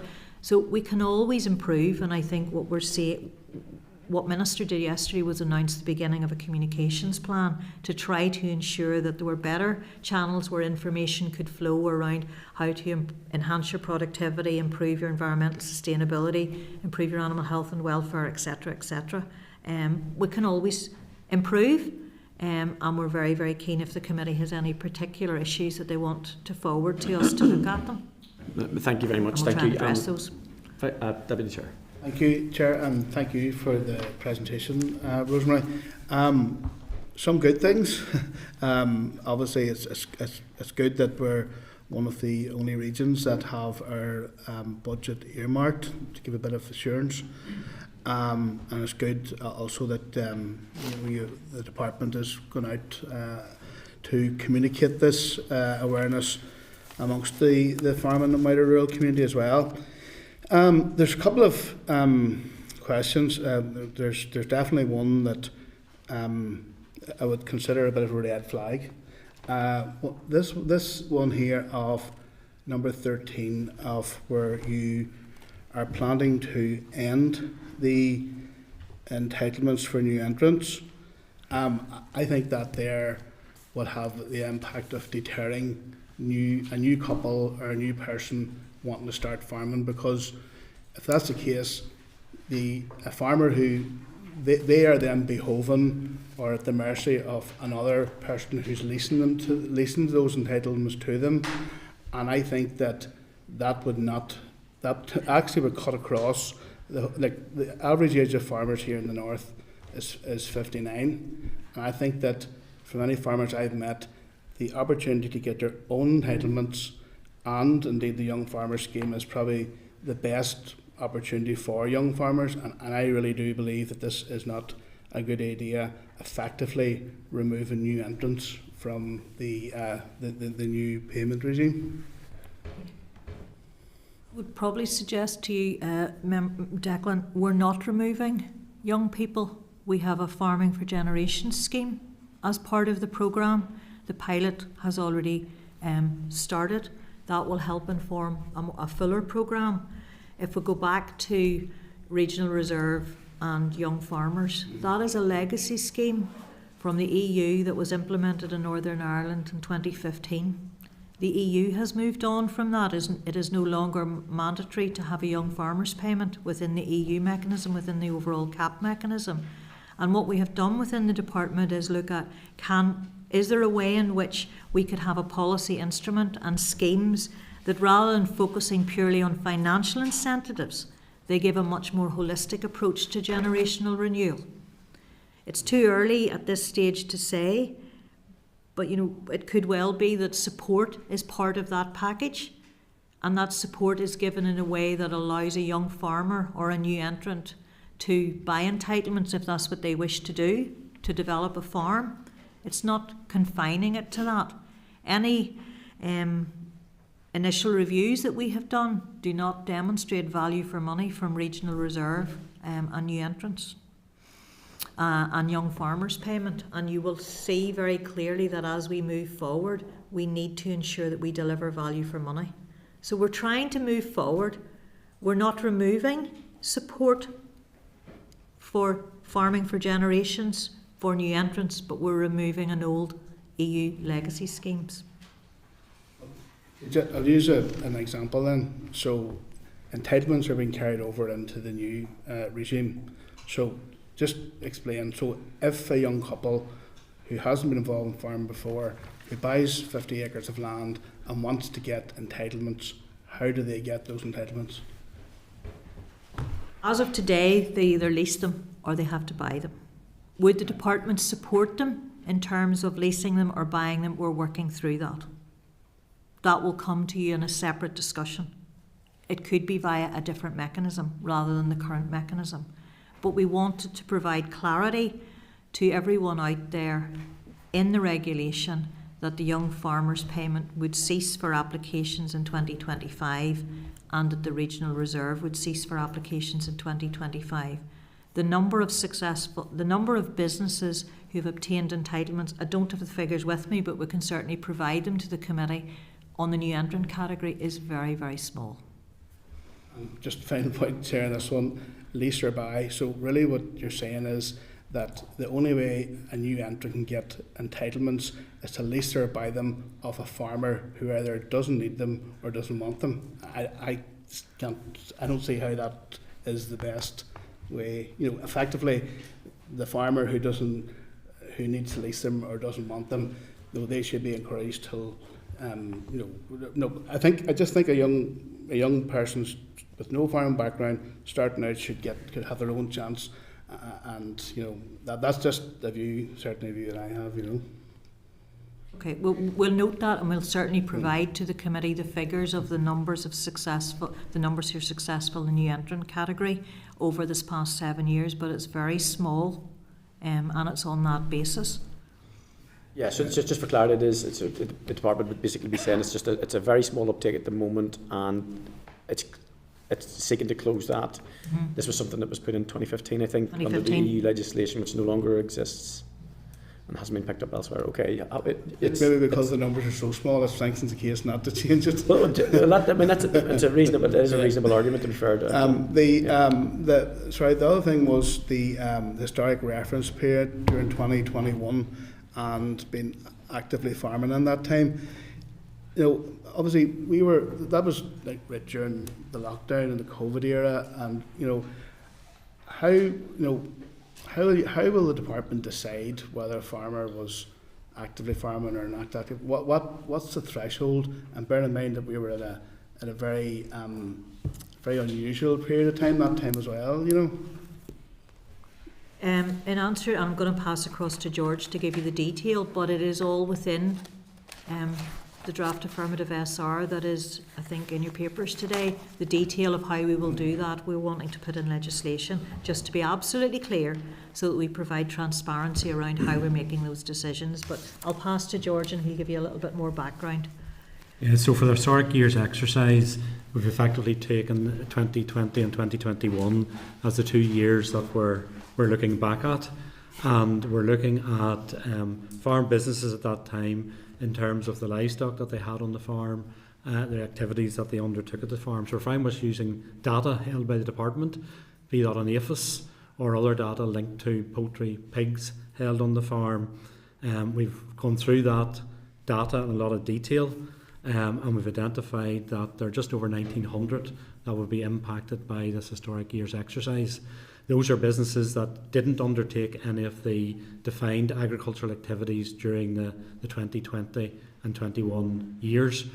There's a further 500 businesses, just over 500 businesses, who leased out all their entitlements during that time period, and they would fall into that category as well. Just before we move on to Michelle, am I correct in saying that one of the areas that was out for consultation that the Minister considered, I think it's at 3D, was, so it's in here as have farmed at least 3 hectares, but they were looking at 5 hectares, isn't that right? Yeah. So that's been... And originally, whenever we came to the committee chair in May, we were proposing 5 hectares. The committee wrote back to Minister, and Ministers considered that, and Ministers now decided that that would remain at 3 hectares. And you had read it somewhere. Thank you for that. I appreciate that. Michelle? Okay, thank you, Chair. And I have a number of issues, if you don't mind, if you'll indulge me. Like Declan, I had a concern with regards to, I suppose, some of the phrasing within the paper that we received, particularly around young farmers, and the fact under equality impact, I suppose you recognised that this was an area, a cohort which were going to be their greatest impact was going to be on. Could you maybe talk to us a little bit about the pilot and how you see that as being sufficient mitigations for what's being removed? Thanks, Michelle. Rural Support were awarded the contract to deliver the Farming with Generations pilot. I think you would have seen that in the press. And it commenced with the delivery of a series of awareness sessions, 8 face-to-face meetings and 2 online sessions. The awareness sessions included an introduction to the scheme and input from both financial and legal professionals. And if you remember back to what I said, this scheme is about focusing not solely on financial incentives, but rather a holistic approach to generational renewal. So it's intergenerational. It's looking at the younger generation, the older generation, anybody involved in working on the farm. In terms of the awareness sessions, over 350 individuals attended the awareness events, representing about 250 farming families.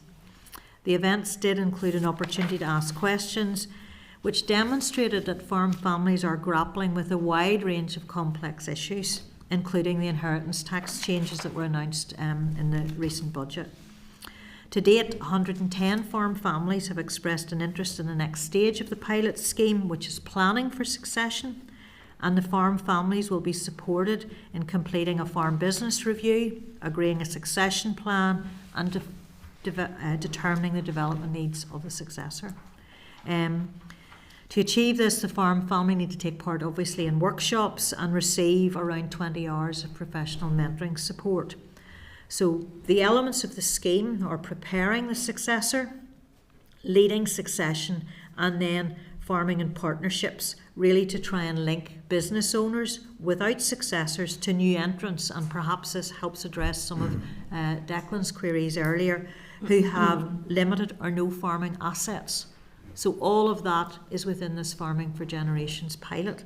And that pilot will then inform a fuller scheme planned to open around 2026. So how long? So there shouldn't be a gap, is where I'm coming, in terms of support for young farmers or new entrants moving forward if they avail of the Farming for Generations scheme. I think, Chair, perhaps even just for our own sort of due diligence around all of this, I think it would be useful maybe to hear from Farmers Union and maybe young farmers around the scheme. And obviously probably some of the broader issues that are even contained within what's being proposed here today. But moving on then to the Farming with Nature, and I know that the Minister has said that this is going to be one of his top priorities. I'm curious as to how this is going to be funded going forward, and the budget that's going to be used to fund it. I suppose my understanding with regards to the development of this programme is that it was going to be sort of nearly voluntary. But I'm curious, given where it's sitting now within the presentation, whether or not then it will be linked to SAP. If I can, Chair, just on your last comment in relation to generational renewal, Michelle, the recommendations went to the Minister, were supported by the Agricultural Policy Stakeholder Group in terms of closing young farmers' payment for applications this year and closing the regional reserve, and that does include representatives of the UFU, young farmers, etc. And they've been very positive about the opportunities for the Farming with Generation scheme. So I just want to relay that to members. To come back to your question, how will Farming with Nature be funded? And then I'll pass across to Manus and he'll give you a little bit more detail around the scheme. Farming with Nature will require both capital funding and resource funding out of the department's budget. The resource funding is contained within the earmarked part. The capital is a separate budget line. In terms of the Farming with Nature resource line, where will it come from? It will come out of that earmarked budget that we have as Resource Dale. We've always been very clear from the beginning of communicating that we will redirect funding from FSP to other measures as they come online. Now, we have not worked through what this actually means in practice in terms of budget lines, etc., but Farming with Nature will be funded from two budget lines. Initially, and Manus will take you through this, much of it is around capital in terms of the support that's being planned, so it will come from a separate budget line. But Manus, you just want to give a little bit of a flavour for Farming with Nature? Yep, thanks Rosemary. In relation to the package itself, the plan is to open in 2025 the Farming with Nature package and will be phased in at various stages, the first of which will be the transition scheme, which the Minister will plan to launch at Balmoral Show this year, and will consist of a series of actions that all farmers will be entitled to apply into, and it will include measures such as planting new hedgerow, retention of winter stubble, repairing buffer zones, that type of work.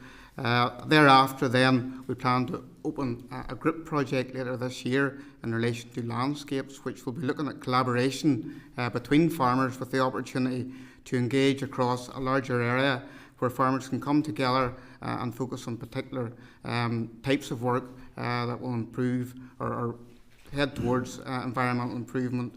And the focus really in this first phase of the scheme will be around biodiversity and habitat connectivity, and really has come from where the Minister sees the Farming with Nature package going.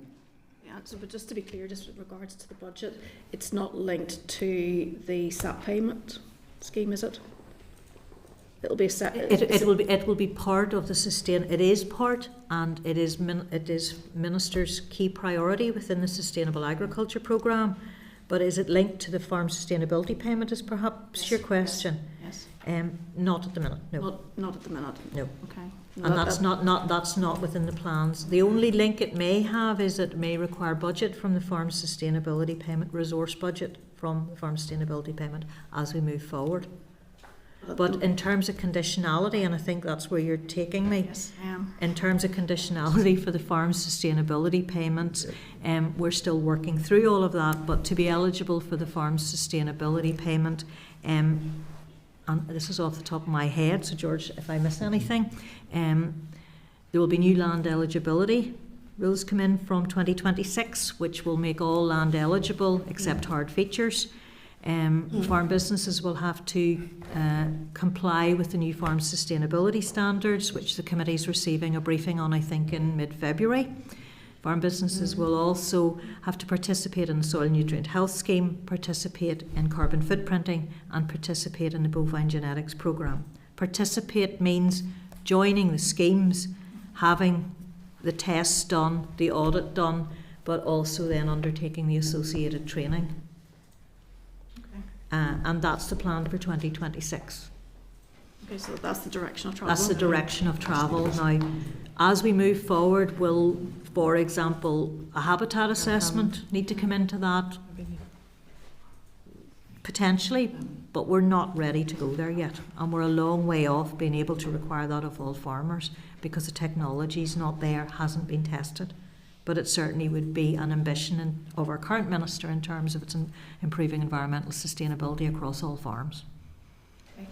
Just one other issue. I previously raised the issue of support to potato growers as a consequence of the floods that we had, and there was no mechanism to support them during that period of time. And similarly, given what we've experienced last week, and particularly we've got mushroom growers actually here today who are going to give us a presentation for the bill, but they themselves will also have been affected by the most recent storm. And I'm guessing there won't be any hardship payment for them either. And I suppose really going forward, I'm asking whether or not there will be a mechanism put in place for that type of crisis funding, given the reluctance of the Minister and obviously officials maybe to support any potential request. So it's really looking forward as to what that would that look like, or if there's any consideration being given for that. As part of the Sustainable Agriculture Programme, we are seeking to develop a crisis framework, which will set out a framework for how the department would respond if there's a weather, and I'll just use a weather-related crisis, around setting up who needs to be involved in a group, how we identify the trigger points to be able to justify value for money, etc. But then if it is demonstrated as value for money through that process, the department then needs to consider where any funding would come from. And in Europe, and you'll know this, Michelle, crisis funding comes out of CAP Pillar 1. So you're talking potentially about looking at the resource scale that is earmarked budget from FSP and a lot of the other schemes to fund those crisis measures.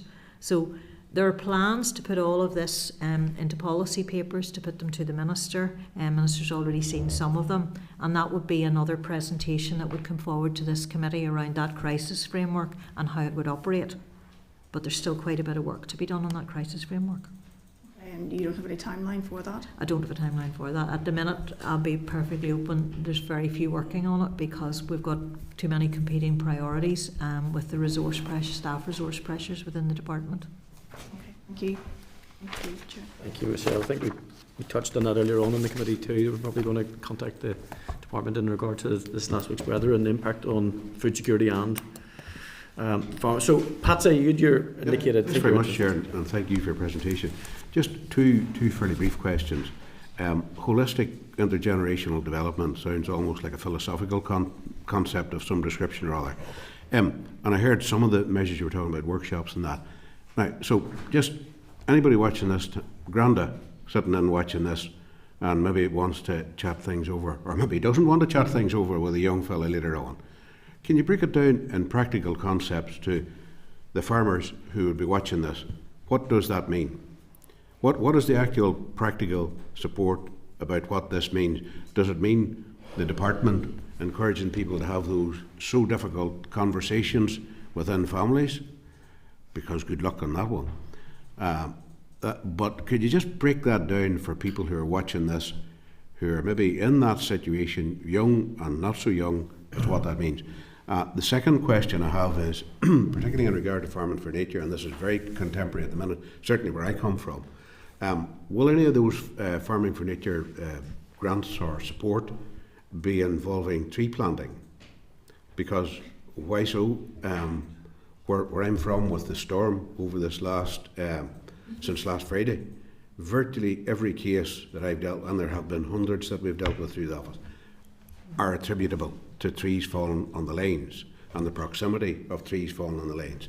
So it might be useful, Chair, at some stage if we did hear from NIE as to the practical elements of that, but possibly the conditionality inserted within grant aid about tree planting in the future. Anyway, what we can do about it now, I'm not so sure.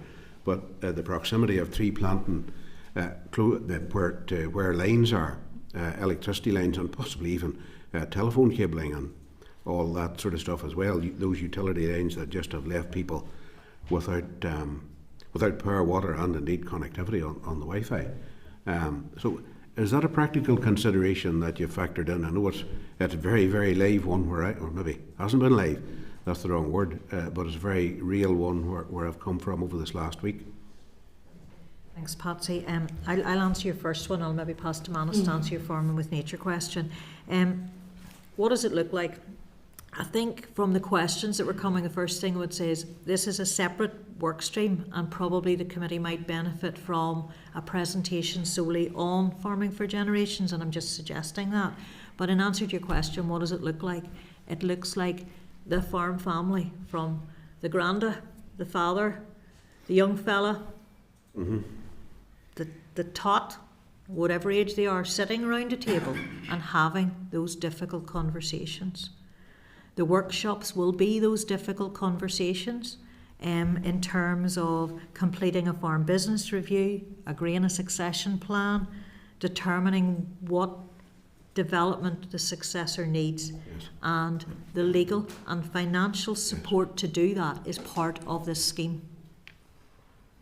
And we realise that it's very, very difficult conversations, and that's why we've set out on a pilot. Do you, you're asking why a pilot? We need to try it. We need to try the methodology, try the pilot, see how it's working. Well, your pilot is probably going to be with those who are willing to operate it. You know, they're the ones you really don't need to worry about. They're going to do it anyway. Could I ask just on that, like, have you engaged with the Farmers Union on the practicalities of this? Yes. Farmers Union, again, this has been presented through the Agricultural Policy Stakeholder Group with all of those key stakeholder organisations, and they're very supportive of it. They see the need for those conversations, and that's why the co-design approach has been very, very central to all of this. Now, I will be open and say not every stakeholder organisation gets what it wants, but we reach a consensus. So it is difficult. And we recognise it's difficult. As I said, it's being delivered by rural support who have experience of being in those difficult situations in terms of the delivery of the pilot. And I think, it is difficult, but we have to try something. Yes. So, and we're hoping for positive results. And I think, we're very, very encouraged that 110 families have so far expressed an interest in the next stage to move forward. But it's voluntary, and you're right to say it's voluntary. It'd be useful, well, you'll be coming back to us at some stage with the outcomes. Yes. That'd be good. And then the second Farming with issue. nature. Yep. In terms of conditionalities, the answer to that question straight out, Patsy, is no. We haven't considered that part of it. Now, in any given farmer, for a farmer that applies for the tree planting option, they're provided with the autonomy to plant the trees wherever they wish to on their farm. In a lot of cases, and what we've seen in the past, is that they will plant trees along marsh ditches, etc., where they separate one farm from the next. I don't have any analysis to indicate the types of trees that fell or where they fell, or the roadside or wherever. And in a lot of cases, farmers will make that decision about where they plant the trees, knowing that these trees will grow out at some point. And you would hope, or you would expect in any situation, that the farmer will make the right decision about where he plants the trees on his farm. And we've handed that over to them. So we don't have any conditionalities on against that as at the minute. I've noted it as well, and will consider it along with the team going forward, and I recognise the point that you've made as well. Yeah. And yes, the trees roadside DFI have been involved there, but the most of the cases, in fact, that are still out, they're down, trees fell in lines, and they're through fields, across bogland, all that sort of stuff, wherever they've come down. And they've just taken the wires with them and everything. But anyway, so that's a point for consideration. Chair, can I make a suggestion that maybe at some stage, if we could get a wee while with NIE, whenever things have settled a bit, to get a clearer picture on this? Would that be okay? Absolutely. I think earlier on in the meeting we considered that, and I mentioned our conversation too in regard to this. So that's going to be pulled through, Patsy, for sure. Thank you for that. Yeah, thank you. Okay, thank you. William. Thank you, Mr. Chairman. There's a couple of issues in relation to those not eligible for new farm sustainability payment. You reckon there's going to be 1,926 plus 400? 500, yeah. So 2,400. Is there the department makes the decision on this? We have looked at the data that we hold to identify those businesses. We'll be writing out to those, and again, if a business feels that they shouldn't be on that list, they'll have the opportunity to come back and provide evidence to support. Is there any appeal mechanism for this? Initially, we're working through the process to set that up, but initially they'll be able to respond and come back with any additional evidence to support why they think that they shouldn't be on the list, and then it'll work from there. The other issue is the entitlements that they hold. There's a short period for them to get rid of those entitlements. I think the time frame is 15th of May 26. Does that not leave a glut in the market of entitlements? Should they not get more time to remove those entitlements? What we hope to do is we hope to communicate as soon as we would hopefully have the legislation in place with those businesses impacted. We're hoping to take the draft affirmative legislation to the Assembly in early February for debate and motion. I think date has still to be confirmed. But if, and let's be positive, that legislation goes through, we would hope to be in contact with those impacted farmers fairly quickly so that they could be thinking about it during 2025 and then decide what to do by the 15th of May 2026. So it's not a short period.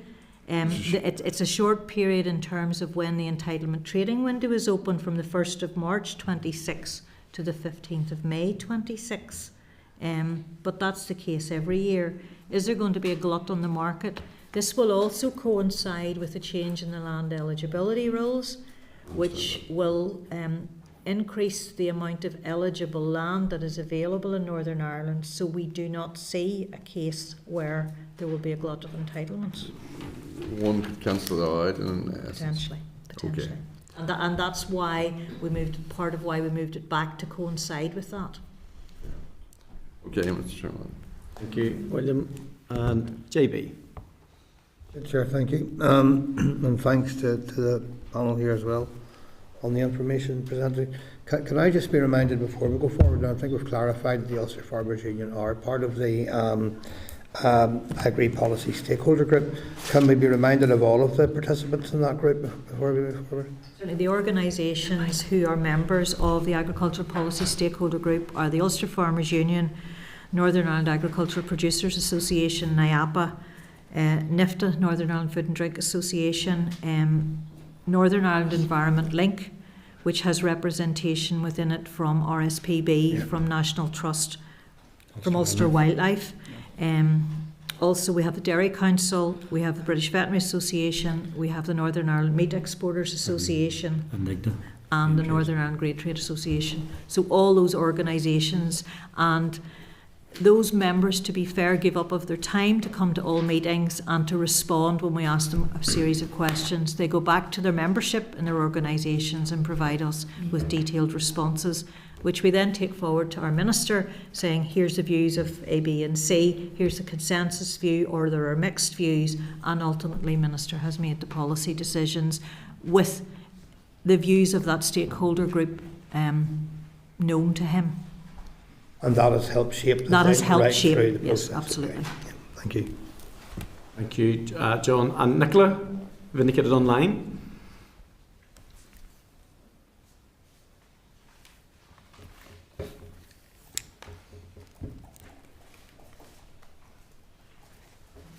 We're having technical problems with the unmuting. There we go now. Sorry, I can't myself on it. Thank you, Chair. And actually, I need to declare an interest because my partner is actually named on a farm business as well.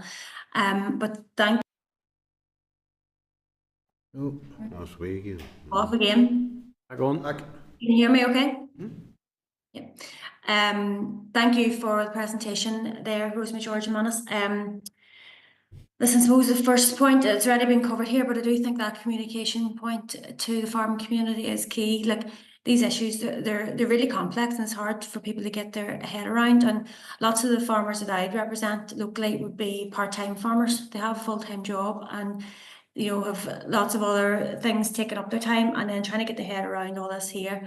It's difficult, it's challenging. So I do think the rollout of those information sessions that the Minister has suggested is actually a really good idea. And I know we'd actually held some locally last year when this was first kind of mooted, so and they were useful. So we'd like to be kept in the loop and not there.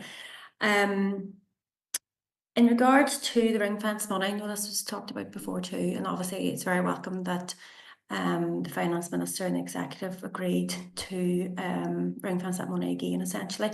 But can I ask what the department is doing, or what contingency plans they have if this money isn't ring fenced in the future, you know, in following years, if there are going to be issues with this type of funding? Have the department got any type of contingency plan in place? I think, to be fair, at the minute I don't have a contingency plan in place within my division, and that's really a question for a finance director, who I think is coming forward to the committee in the next, maybe perhaps next week. That's not a question, Nicola, that I can really answer. Okay, that's fair enough, Rosemary, all right. The other thing I want to pick up on was, it's already been discussed as well, but about the limitations to the eligibility for this. So you have to have had agricultural activities during 2020 and 2021. And I know, George, there you'd said there's about 2,400 being eligible, and there's an appeals process in that there.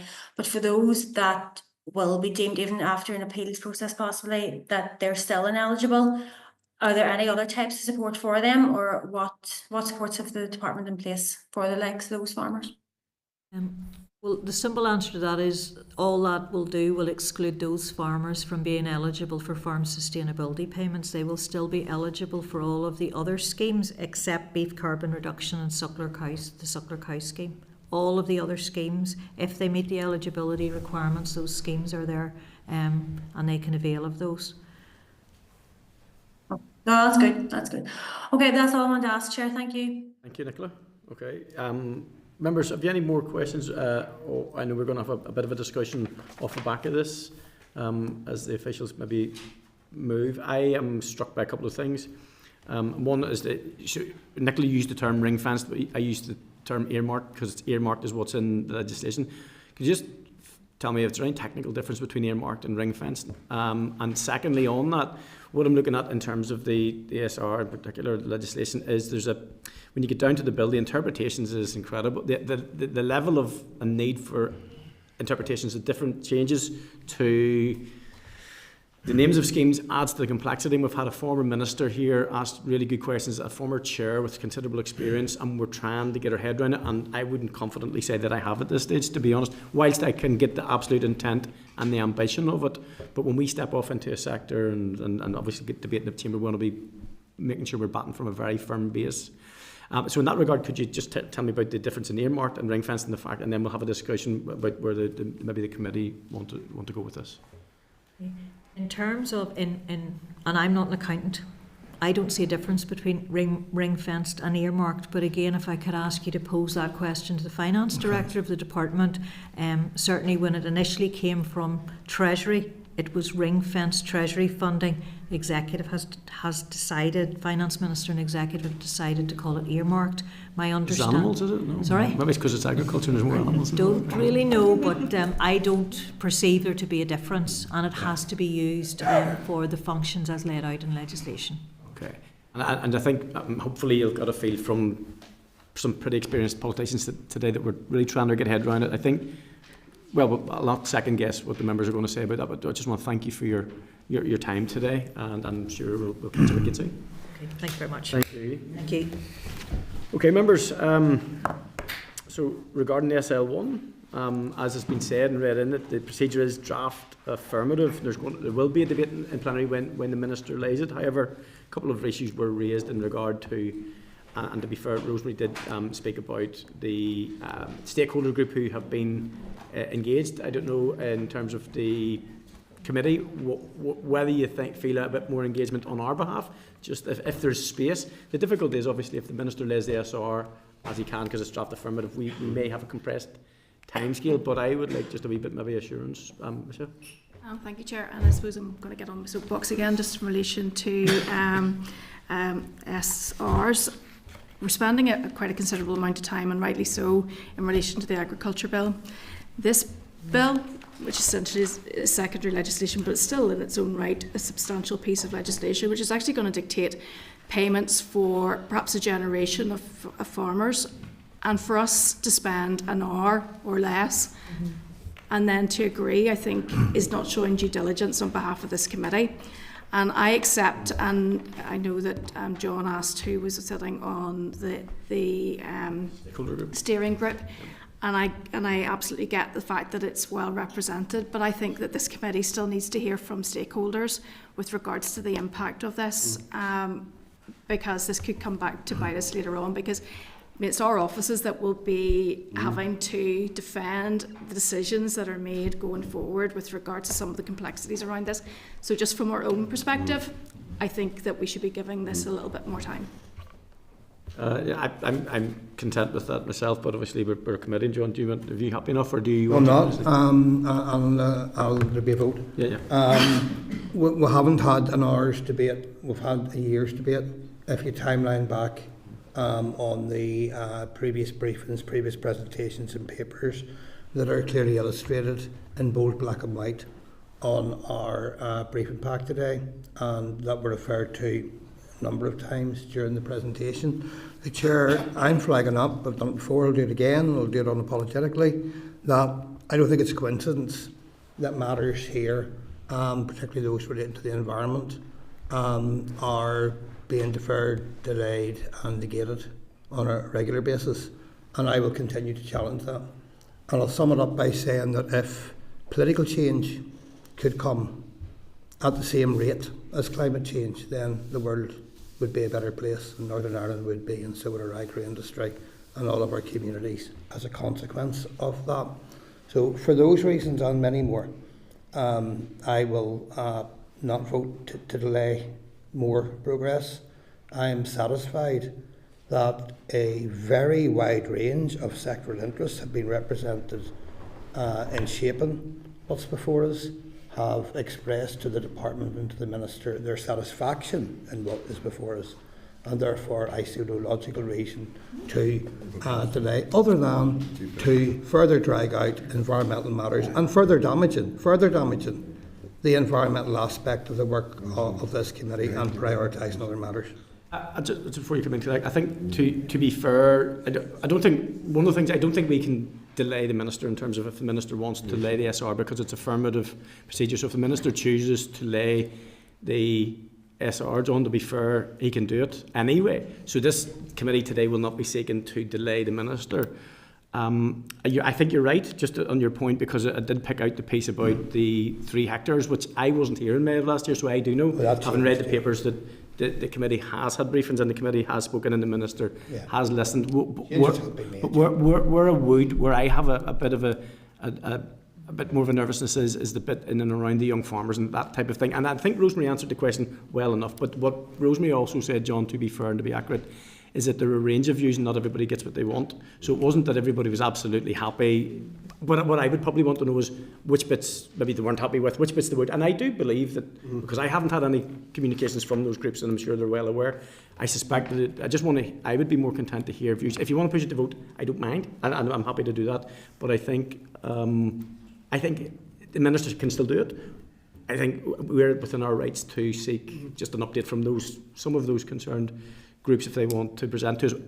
But if we're going to do that, to take your point on board, we do it next week if we can schedule it, and if not next week, very very soon after that. I'm just I know the clerk's sort of going at me, but at the same time, your points are well made in terms of the environmental pieces that we need to make sure we keep the pedal on too, and to get the right balance.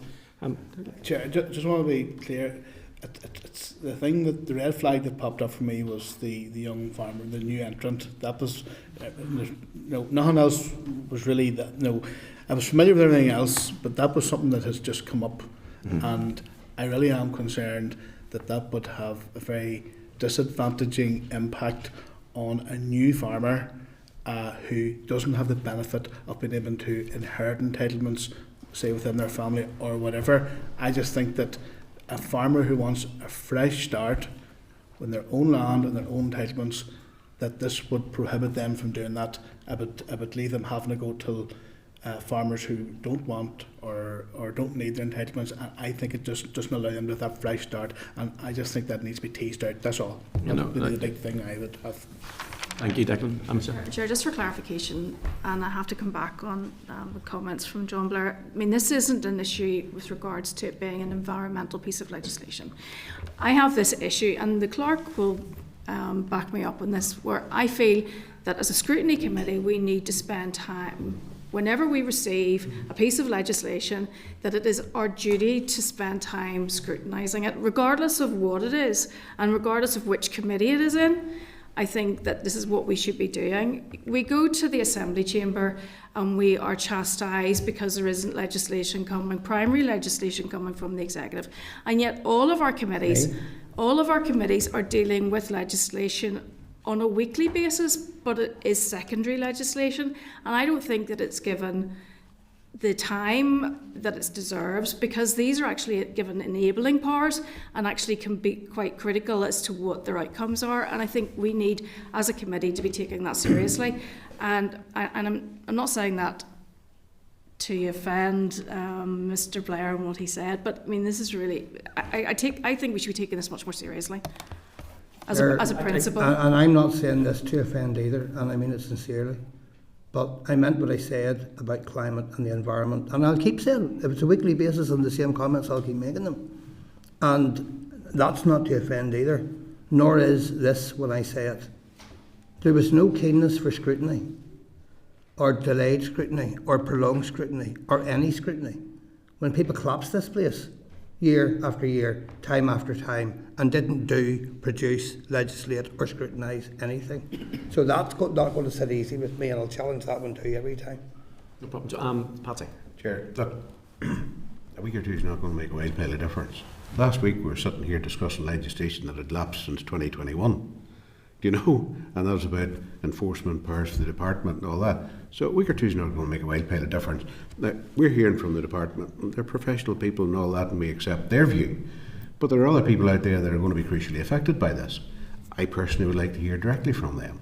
So your idea is a good suggestion, and I'm happy to run with that myself. Okay.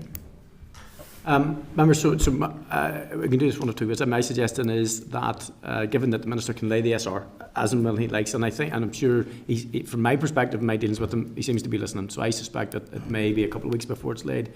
It gives us an opportunity to reach in to some of the stakeholder members that we're discussing and try and rule a meeting. Then we'll have a look at the forward work plan if members are minded. What I would suggest is, in the interests of time, and the clerk will kick me for this, if we need to convene a special single sitting on a Tuesday morning or something to expedite it, and this hopefully would help. Will give John some confidence too that the committee is minded to do these things in as good a time as we can, because, and to John's point as well, guys, this came today. Yes, it's the first look we've had at the bill when we got under packs, but the conversation has been going on for a period of time too, so there's multiple levels to this. So are members minded that we don't put it to vote today? John's points are on the record if that's the case, because that gives us the space to try and convene a quick meeting. William. Thank you, Mr. Chairman. It's not that we as a party or my colleagues against this legislation. We didn't say we were. We felt that it needs more scrutiny, and especially the Ulster Farmers Union. I think it would be wise for us to hear the wider views, as you have said. I mean, put it to vote today, I think would be very foolish. I think it would be wrong to do that. I think we need just to scrutinise a little more and see how we get on. Anya, you have your camera on. Are you wanting to come on, or are you just letting us see your face? You okay? Are you happy enough? Content? Okay, unless there's a difference of opinion, are you content then that the committee urgently seeks the opinion of those that the department have identified in terms of that stakeholder group, but perhaps facilitate a meeting with, if we can do it within a week, but probably within the next 2 weeks. Obviously, with Gillian's departure and stuff, we're going to be although we've got an able replacement. Minded, John? Do you want to? Sure. I mean, it sounds all right to me that a week or two is going to become a month or two, and I'll point that out as well. There's no definite timeline here. The only definite timeline I have in front of me is that this has already been discussed for many, many months. At one point of the paper it says today, presented and no issues were raised. This is what we're at here. Yeah, no, I get and separately, the officials who were with us moments ago made absolutely clear that the committee will be briefed and consulted, and discussions will be had with us at every stage as we approach further aspects of what's before us. That was all made clear to us today. Is it very specifically on really the content of some of the FL1 that we want to hear on? I believe so. Yes, in terms we of don't want to hear from the Ulster Farmers Union on the entire farm support programme. No, because we have before. Before, yes. And I think it's in terms of, it's just so that any meeting that we do set up is focused, and that it doesn't stray into opening up things that have been previously discussed. The particular piece in around the young farmers, and I know that we had given sort of the alternative routes, but I'm not sure that was particularly well understood and accepted, and I think there might be potentially barriers there in your piece as well, Michelle. I don't know how... Well, Chair, I think with respect, whenever I asked very specifically how would a new entrant who bought 50 acres land get entitlements, the department very clearly said you had to lease them or purchase them if another farmer doesn't need them. Well, say this, Declan, if we can afford to buy 50 acres of land, he can afford to buy entitlements. Good point. Glad you said that, William, not me. I do think a new entrant deserves a fresh start. Members, can I just ask in the interest of time, so we're going to seek a meeting, but for those particularly who have specific questions in around the information that we would seek in a meeting, to put it through to the clerk, just to ensure we've got some of the detail here, but we'll confirm it, and we'll make sure the agenda is tight. Is that okay? And is it just the Ulster Farmers Union? Usually you're the Young Farmers Club as Ulster. Young Farmers Club, yeah. Yeah, okay. Okay, Young Farmers Clubs as well. Yeah. Okay. And can we just, between us, even refresh the list of the, they didn't call it the stakeholder group, they called it the, but it is the stakeholder group. There's an advisory group, I think. Yeah, advisory group or whatever, let's just refresh that so we can have a scan through it. No, Rosemary read through it. It seemed to be fine. To be fair, again, from the department's perspective, it was comprehensive. It was a big group of... Yeah, agriculture policy stakeholder group. Yep. Okay. Refresh it. Thank you, members.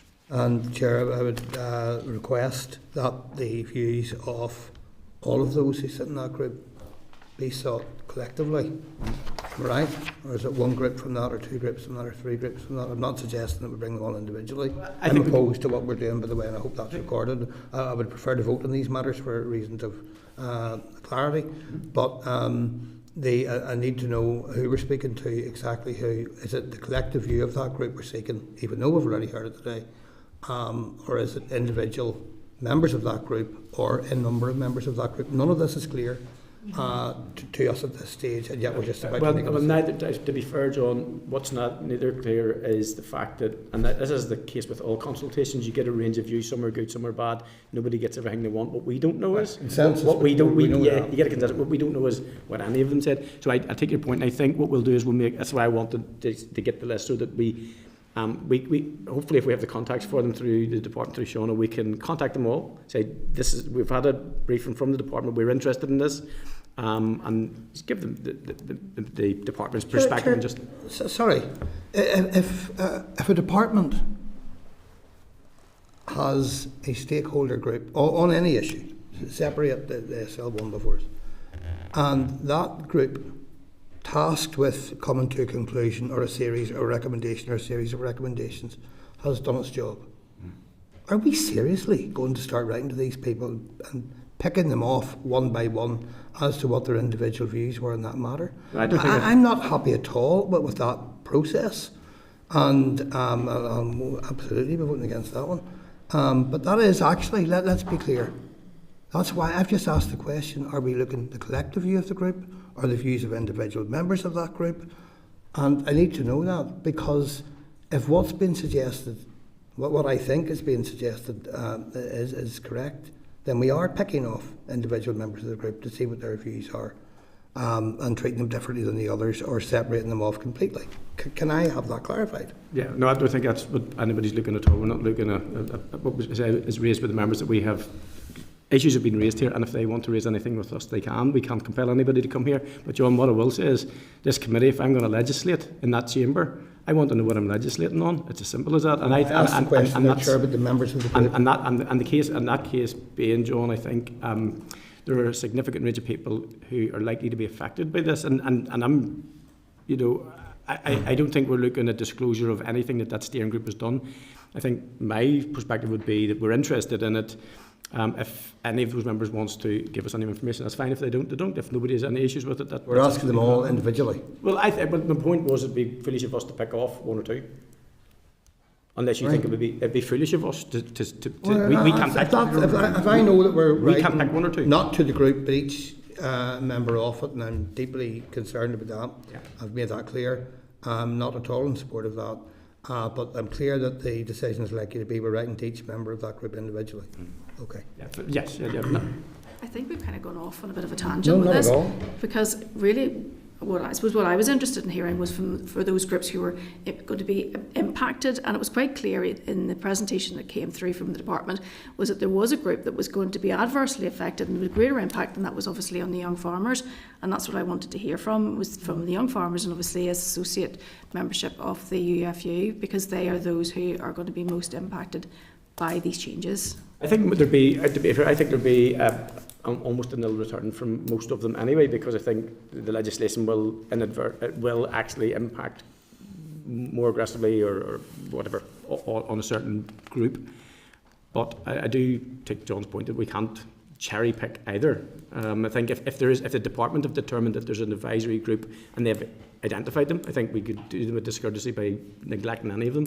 So I think they all should have an opportunity of either making a nil return, no return, or they raised no concerns, or we did. There's, I think I'm clear, no desire here to seek the environmental review as to any benefit that's coming out of what's before us. No, clearly not. Are they part of the advisory panel of the department? I mean, the department set the standard for that, John. So we'll take the step. We're not looking to usurp the department, and I think from my perspective, I'd be looking to help them. I just don't understand some of it. I'd like to be clear on. I think it reads pretty well, and there was a good representation made by the department today. Chair,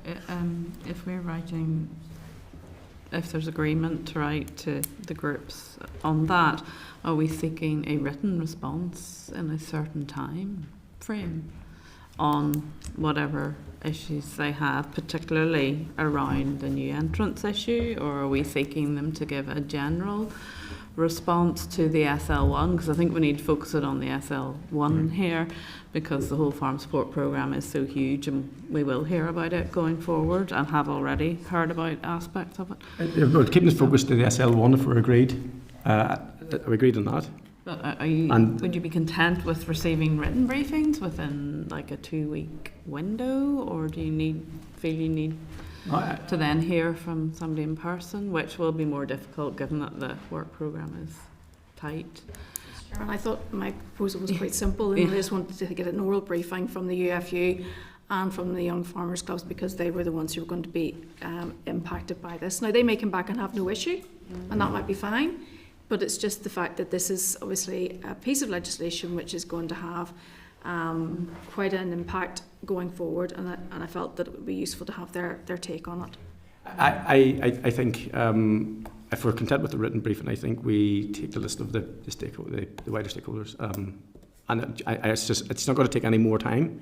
And if we're taking the written briefings, it's not going to take us any more time either. It means that we've done our due diligence by ensuring that nobody was locked out of the consultation by this committee, because we have to look at everything: agriculture, rural affairs, and the environment. It may be that obviously I haven't looked at the list in detail. It may be that the young farmers aren't on that list. I'm not sure yet. So if they are not on that, can't we include them, given I think they inevitably have to. They're named in the legislation. Yeah. I'd be surprised if they weren't. I'd say the time we've spent discussing this, we could probably have heard a fair wee bit of evidence from some of the stakeholders. Right. I would have thought, sir, sorry, I'm going to come back on that comment from Patsy there. I would have thought the discussion was part of the scrutiny process, which is apparently so valuable. I make no apology for asking questions or expressing when I'm not comfortable with something, and if there's any suggestion that I should do otherwise, then I would challenge the democratic fundamentals of such a suggestion.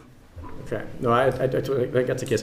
So, in that regard, guys, where we are is we're going to look at the list as supplied by the department, ensure the young farmers are on it, contact them with regard to the SL1, and just seek any views that they have on it. I mean, all it's going to do at the end of the day is going to assist us in our debate in the chamber when it comes. The SR will be lodged very shortly anyway. Just for clarity, you're not planning to invite them to come to committee then to give some evidence on this? Because there may be questions that members have, which Well, are what we could particular do- scenarios that might be useful. Well, what we could do is, I mean, if there was a desire on their part to give, if they can provide it by written, I would prefer that. If they want in person, the caveat would be it has to be complete within the next 2 weeks, and then members would have to make themselves available. Is that okay? Mm-hmm.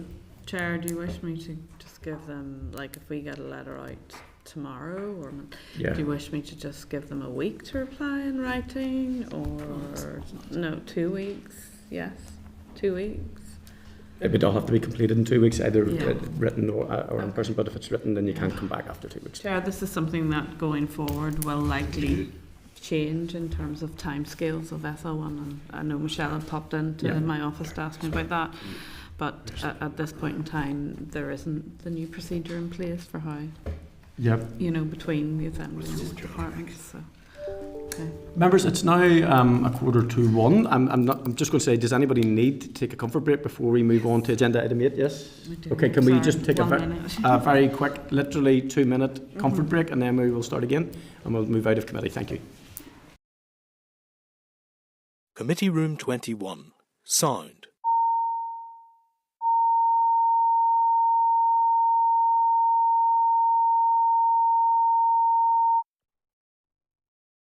Committee Room 21. Sound.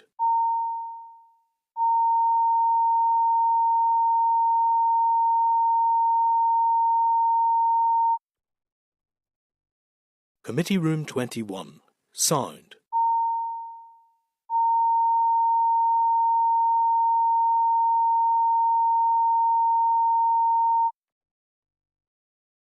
Sound.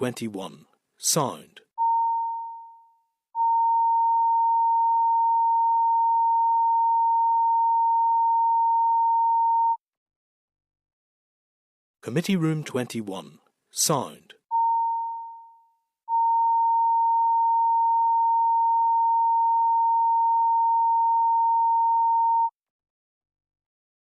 Committee Room 21. Sound.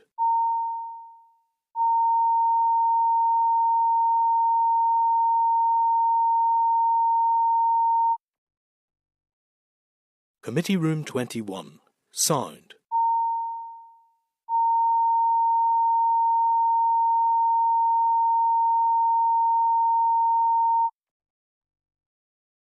Committee Room 21. Sound.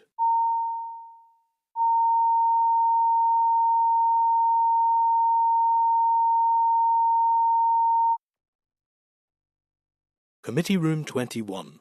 Sound.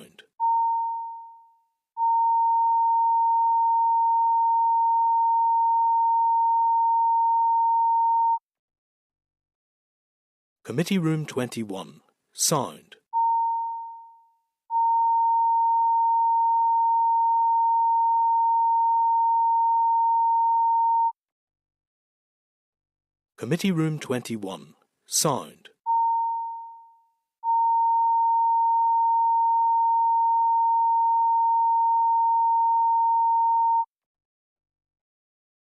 Committee Room 21. Sound. Committee Room 21. Sound.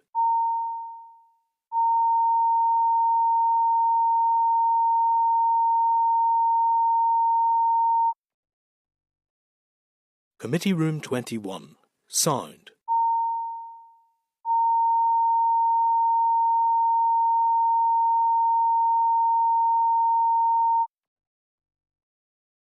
Committee Room 21. Sound.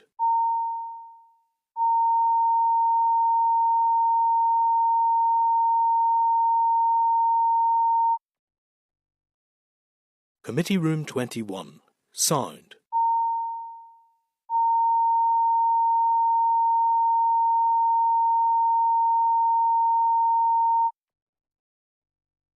Committee Room 21. Sound.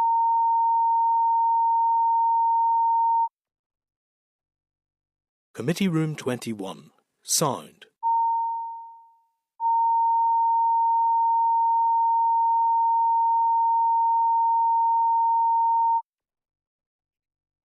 Committee Room 21. Sound.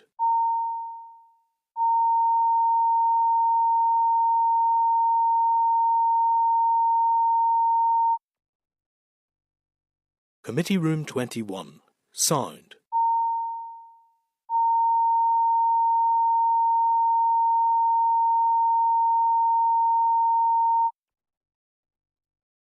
Committee Room 21. Sound.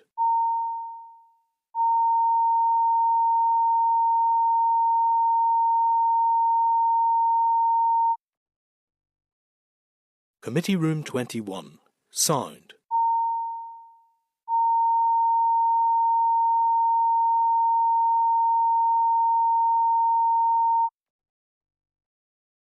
Committee Room 21. Sound.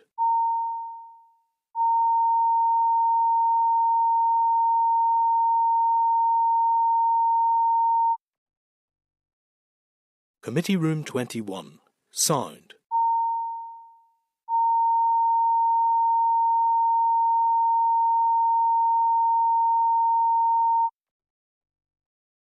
Committee Room 21. Sound.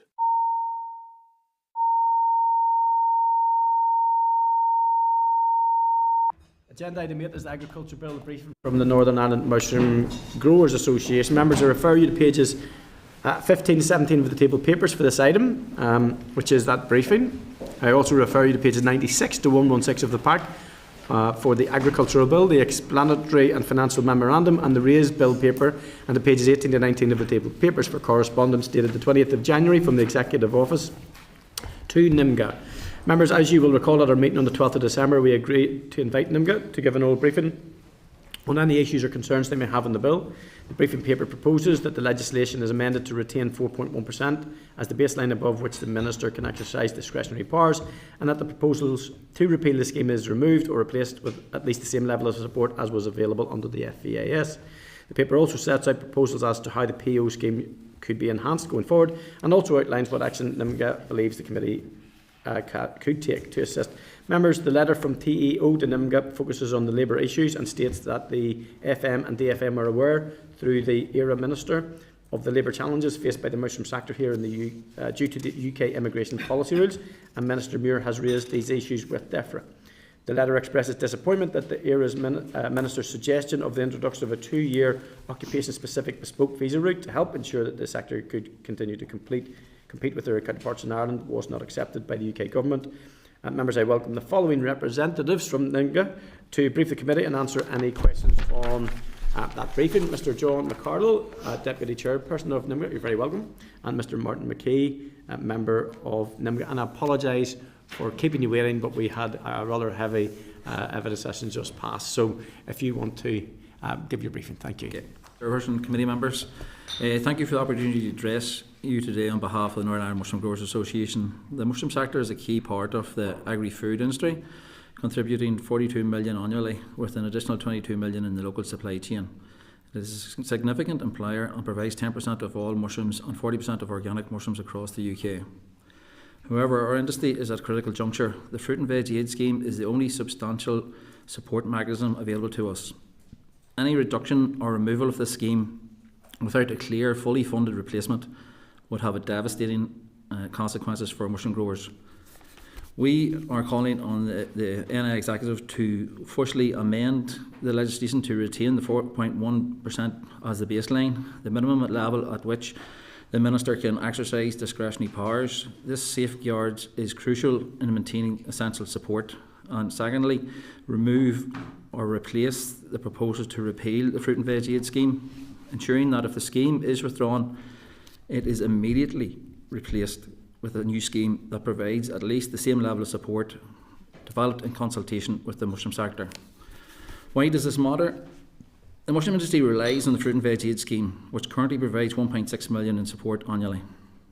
Other existing schemes do not meet our needs.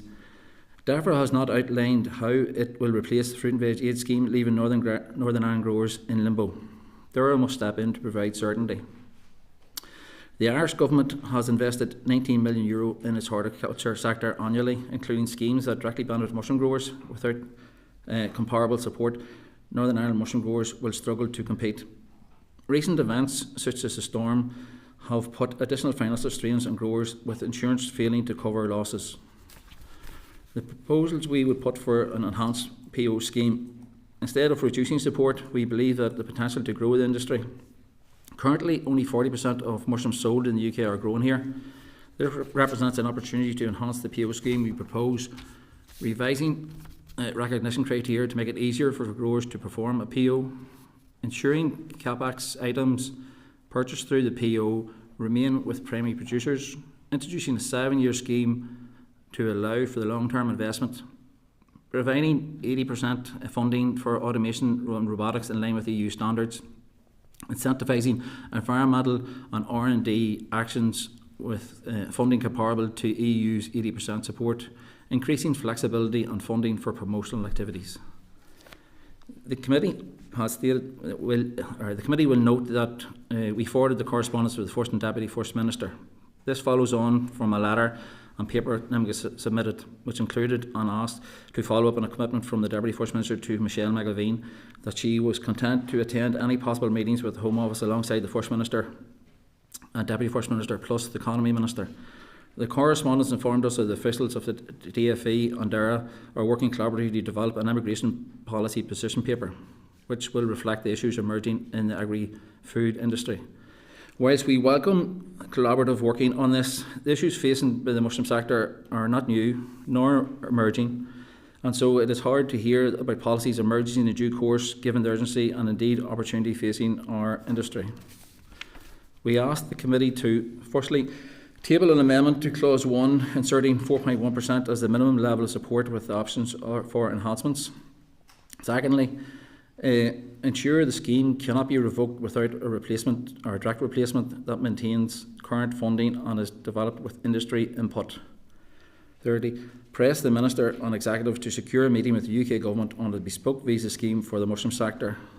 And lastly, establish a safety net to protect growers from external shocks as seen in other parts of agriculture. In conclusion, the mushroom industry is at risk, but is also a significant potential. With the right support, we can grow, enhance food security, strengthen our rural economy. We urge the committee to take the steps to protect and support this vital sector. Thank you, and I'm happy to take questions. Thank you very much, John. Thank you, Martin, for coming and joining us today. It's something we've spoke about a number of times now on committee, so it's good to have you guys here front and centre with us today. And thank you for your paper, including the inclusion of a number of areas where you think we can help. I think there's certainly a couple of them that this committee would have the areas to discuss. There's a couple of them would sit outside our areas just in regard to something we're interested in, particularly in around the visas and stuff. But obviously, it's we would try to basically be encouraging the Minister in that regard. So as Chair, I'll just open up if that's okay. You recommend that DERA put in place a safety net scheme to ensure that the mushroom sector is protected from shocks outside of their control.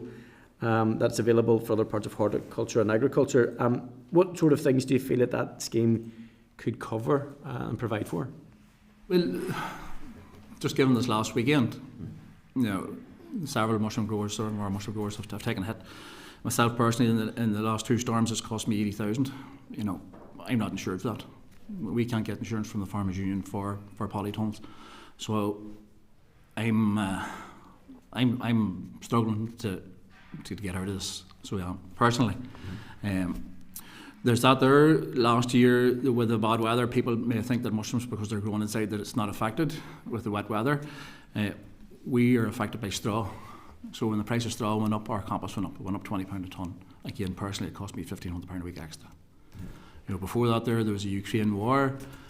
Every year there's something that is completely out of our control has hit us.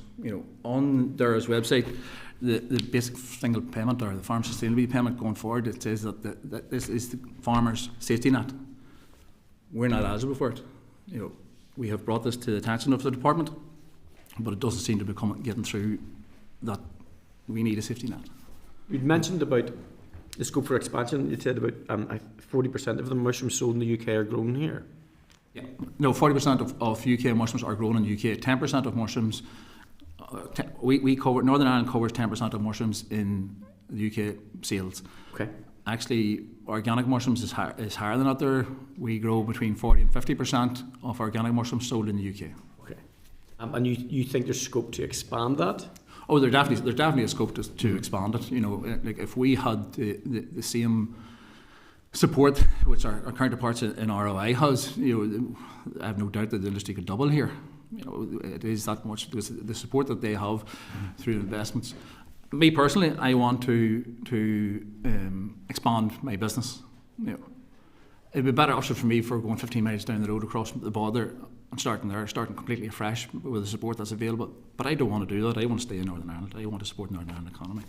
And in terms of the scheme in the south, then obviously we know the fiscal part of it. In terms of the mechanisms, what is that money available for in the schemes in the south? Do you know? There's a number of different mechanisms available in the south. You know, we talk about robotics and automation, and it is the future for mushrooms. You know, it is coming down the line. They had a scheme last year that started it. I know they're lobbying hard for schemes from next year on. There's a trial going on in Monaghan for robotics right now for picking mushrooms, which would ease our visa problem, but unfortunately it'll take time to filter down through it. You know, so it'll take 4 or 5 years for that to happen. So therefore, that's why we keep going back to the visa issue, because they have a 3-year visa which can be extended out for a further 2 years, which then puts them at a 5-year visa. Now, if we were to take that there, pro rata that there is what it's going to cost us. You know, that there is costing us around 72,000 more than what our competitors in the south for one position. So. As far as support schemes is concerned, they have the PO scheme in the south. They do avail of the 4.1%. They get 80% of environmental aspects and research funded. So, like, we know growers in the south that are putting through on battery systems, which would have helped alleviate some of the costs that are losses that we would have had, because we would have had that bit of backup until we got things sorted out whenever the electric went off this year. There's also it helps improve quality of product. It helps improve productivity. They have a horticultural scheme in the south which helps increase capacity. So you name it and they have it. Whereas the only thing that we have at this present moment in time is the fruit and veggie scheme, and we don't know what's happening. Like we're at this stage. I appreciate the Agri has to go through the processes. The Agri bill is leaving yourselves towards the end of May. You know, we're creeping closer and closer towards the end of this year. We have to plan ahead. I mean, we can't not. You know, and that's our biggest problem is we don't know what's coming down the line. We don't know where we're standing coming to the end of this year. How do we plan for next year? You know, how do we plan to grow our businesses? How do we plan to survive our business? How do we plan to upgrade our business? We don't know what's coming. So.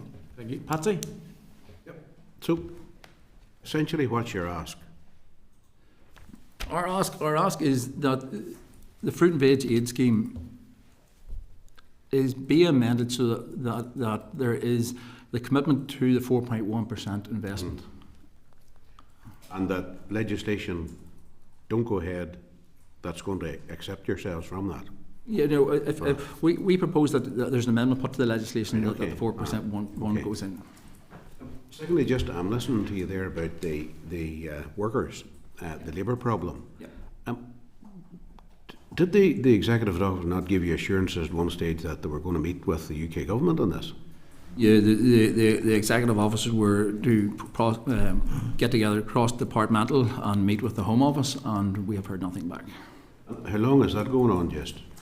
How long are we shouting about visas? We're shouting about visas. No, sorry. From the other, it was everybody shouting about visas, specifically that item with the executive. I believe it was September, October last year.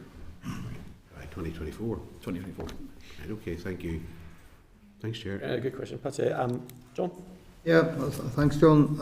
Martin, too, good to see you.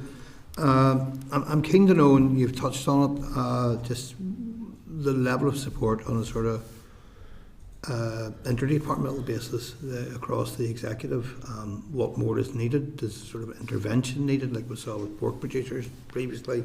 I think we saw various similar interventions during COVID, for example. Is that what's needed, or are you thinking more longer term? I think you are, but I probably want to hear that for you. And then about another question, decarbonisation as well, if you don't mind. Yeah, well, On the shorter term, obviously we've took a hit. Mushroom growers have took a hit. You know, we've took in this storm and last year and the year before, and we've got absolutely no help for it. You know, so our pots are running dry and well running dry, and we're in the red at this stage.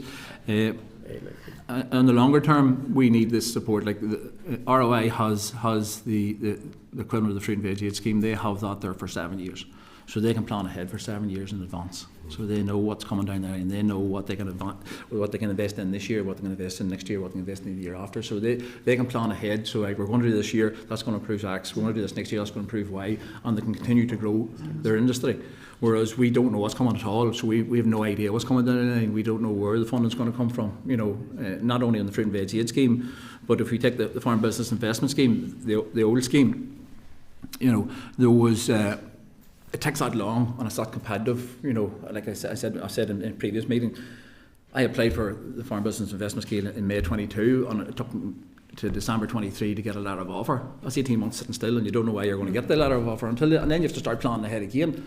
So you're 3 years down the line before you can put anything in process, and that's very hard to work in our industry. You know, and that's where we're coming from. You know, as far as that's what we want to see. We want to see stability over the longer term. Like we've brought these issues to the different departments. We've brought it to Rosemary, who was here before. We brought it to Austin Chambers. We brought it to Caffrey.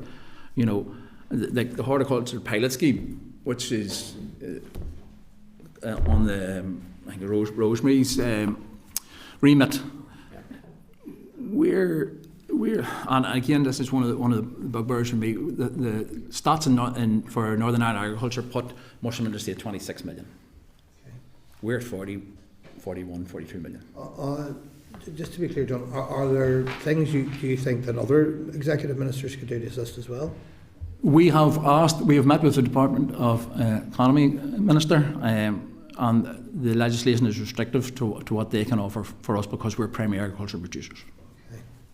And as primary producers, what is your ability to secure support from whatever source for decarbonisation? As I said, I was going to ask a question on decarbonisation and sustainability, as these are key to the agri sector, of course, first of all. Yeah. But also key if you want to grow in terms of the economics of what you're doing, and then grow the contribution towards climate targets as well. Yeah. Mushroom growers have used the PO scheme and the fruit and veg aid scheme to help improve efficiencies, to put in renewables, to put in biomass boilers, to do all them things so that we can improve our efficiency and reduce our carbon footprint. Our carbon footprint is very low compared to that of beef and sheep and pork and all the rest of that. We're very low, but we want to improve on that again going forward. Our only mechanism for doing that there at this present minute in time is the fruit and veg aid scheme. Whenever it goes, we don't have anything. You know, we also want to one of the other points which we are working on as an industry is the reduction of peat and doing away with peat and peat-free mushrooms. But that comes at a cost, and that will be a substantial cost to the industry. So we would need help on that front, you know, through transition to it. Yeah. Sorry, does that? Yeah. John, thank you. Thank you, John. Thank you, Patsy. Michelle? Thank you, and thank you for your presentation. I know we've obviously met before and had discussions around some of the challenges that you have, particularly around access to workforce, and obviously continue to advocate for you in respect of that.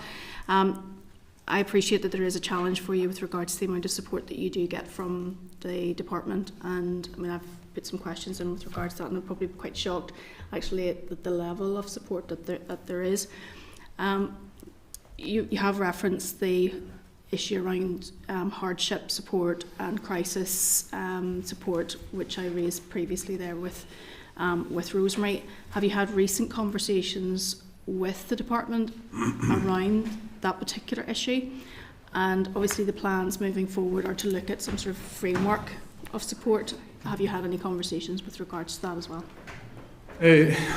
Over the past 6 months, we've met with Rosemary. We mentioned the safety net with Rosemary, and we didn't get any joy or any assistance, we were pushed towards, and we like I said, I mentioned the horticultural pilot scheme, and we mentioned that it isn't relevant to us going forward.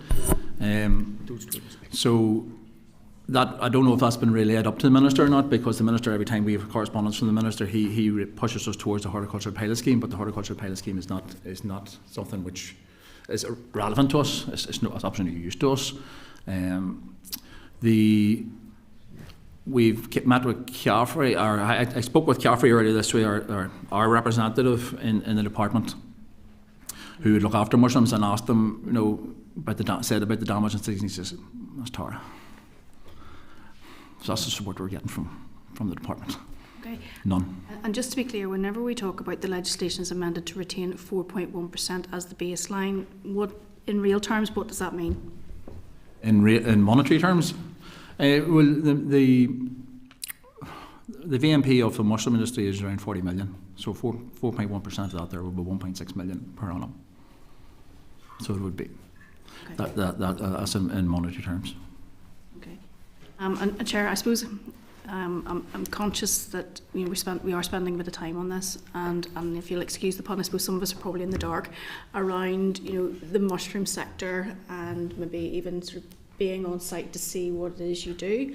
Yep. And I suppose I would suggest, if it is possible within our schedule, that we do actually go out on site, perhaps to meet with some of the growers, just to see what they do, and obviously the impact, particularly the fact that you are very sort of weather dependent too.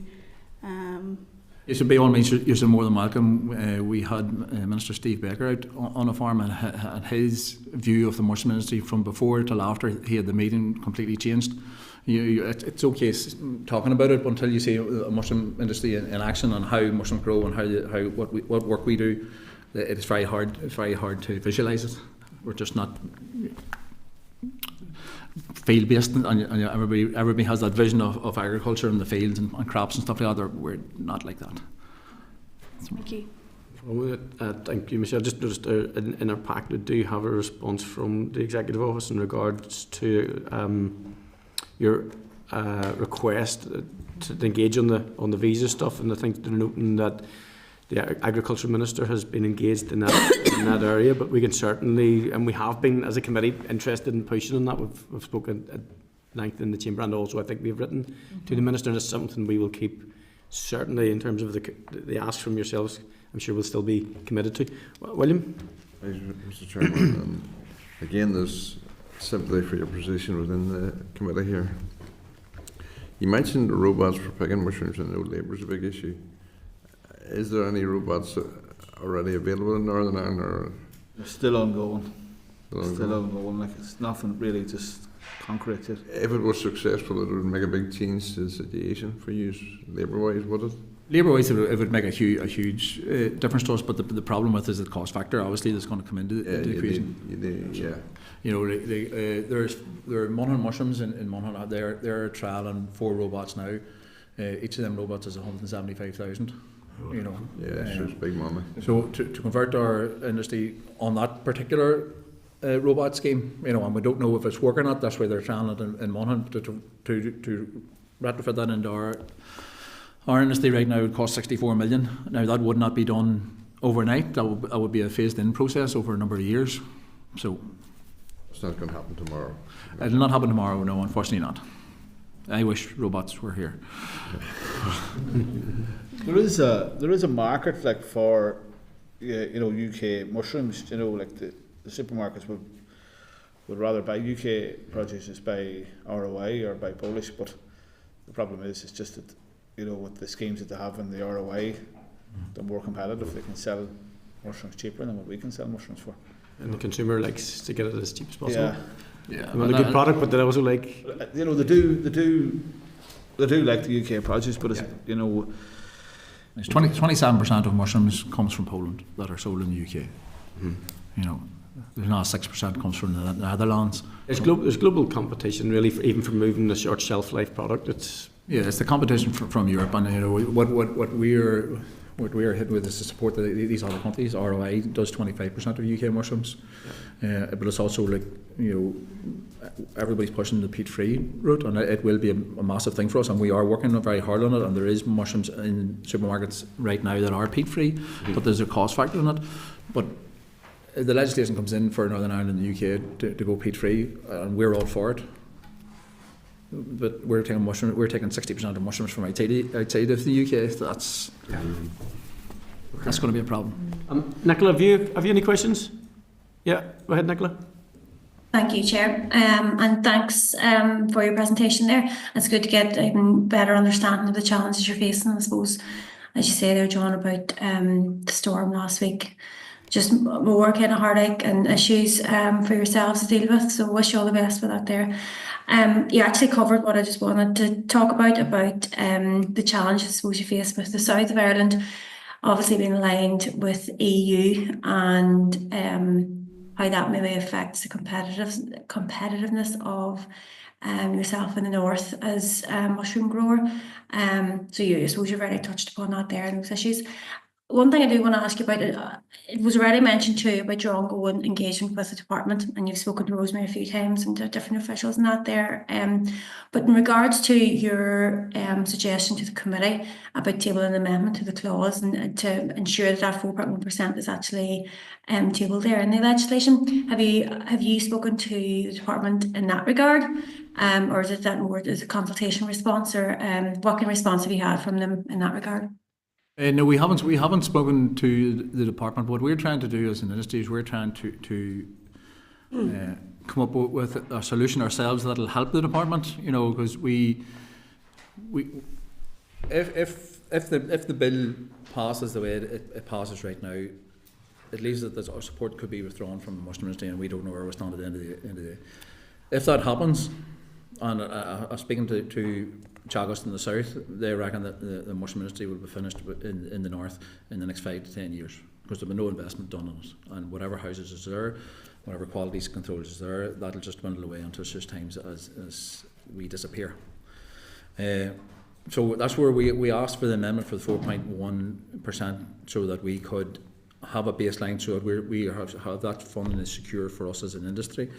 We also asked for the removal of a replacement of the proposal to repeal the fruit and veg aid scheme, because if we repeal it or revoke the fruit and veg aid scheme, where does that leave us? It leaves us with nothing. And if a new scheme comes in place, and again, I'll use the horticultural pilot scheme as an example. I went to a meeting whenever the horticultural pilot scheme was announced in May 24, and it was said it was going to be live in autumn 24.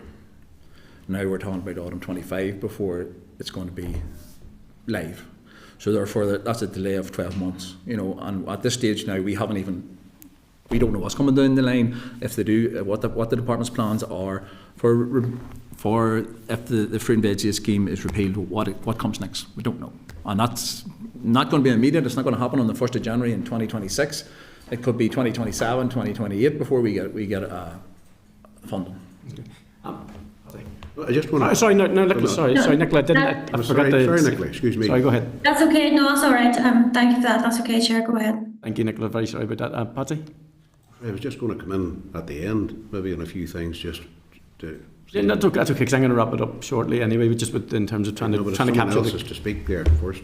Sorry? If someone else... No, I think that's everything. That's everybody done. Oh, right. No, I was just going to suggest on that horticultural scheme, if we could establish from the department, 1, the delay, and 2, is it likely to be any sort of support for mushroom growers contained within that? That's just what I was going to suggest there. And likewise, Chair, it might be useful if we could contact the Executive Office just around that whole issue of labour and what they've done since, and there any sort of communication, comms, meetings with the Home Office around those issues, because it would be unusual indeed if there hadn't been any contact established, because if it hasn't been drawn to their attention, well, they'll presume there is no problem. Yeah. Okay. So yeah, no issue with that. If members have any issue, no issue. The first point's well made. I know that you've given a good understanding of where you've engaged with it, where it is at the moment. And yeah, I saw you shaking your head just in regard to the potential for mushroom. As far as the potential for the mushrooms in the horticulture pilot scheme, we have met with Calvary, and Calvary have admitted to us in meetings that there's absolutely no benefit to the mushroom industry. Now we're accounting for 50% of the mushroom industry, or horticulture. That's absolutely no benefit to us. This hasn't been relayed on to the minister because the minister keeps pushing us towards the horticulture pilot scheme, and that's the problem that we have. Right. We're stating things, but they're not been relayed on. Okay, Patsy's point well made then, Patsy, in terms of the potential letter from the committee, just to get that cleared up with the minister, because sometimes... and the minister's saying another. Yeah, sometimes... Because if there's an information or communications gap, that's a fault of the department then. Before we move on to a second point, are you content with enough detail on that, Clerk? Yeah? Nick, did you get enough notes? Yeah, enough detail on that? Okay, yeah. And then the second point is we have been engaged, Patsy, with regard to the labour shortage stuff, but take your point, and we'll maybe just revive the update. There is a letter in the pack there from the Executive Office in regard to their understanding dated the 25th of January, I think. But it's something we'll be very alive to. Going forward, the robotics is really important. But just before we do close the meeting, just to be fair, because you've come up and given us your time, you have 4 asks down there. 2 of them don't sit with the legislation, the bottom 2, because one is the labour shortages, which we're obviously engaged in, and we will support that endeavour. The other one then is the safety net and that shock piece. We were speaking about that in the wider agri horticulture earlier, so that if you're happy enough, we will ensure that your comments today are encapsulated in anything that we're doing in regard to that shock and netting. And if there's anything else that you think, obviously you can feed in. The top 2 then, which is tabling amendment to clause 1 and then removing the power to revoke. I'm just going to ask you, because obviously the committee at our next session or whatever will have to discuss that and come to a position. Is there anything else that you would require of us or think we should be alert to? Specifically, I'm going to be honest, specifically in regard to the legislation. No, specifically in regards to the legislation, obviously we'll put in our written things. So anything we've missed today, we'll put it in writing for you. Brilliant. Okay. Thank you so much for your time. Thank you for coming down, and I know you're up to your eyes with, especially, and I'm sorry to hear about the damage being caused by the storm on your. Yeah, at 7 o'clock on Friday morning, myself and my uncle and my sister were trying to hold down covers from blowing away. We wouldn't bring any workers in for safety reasons, but yeah, I get that. No, it was actually scary. Like, I mean, it's okay. Okay, thank you very much. Okay, thank you. Your time. Okay, thank you.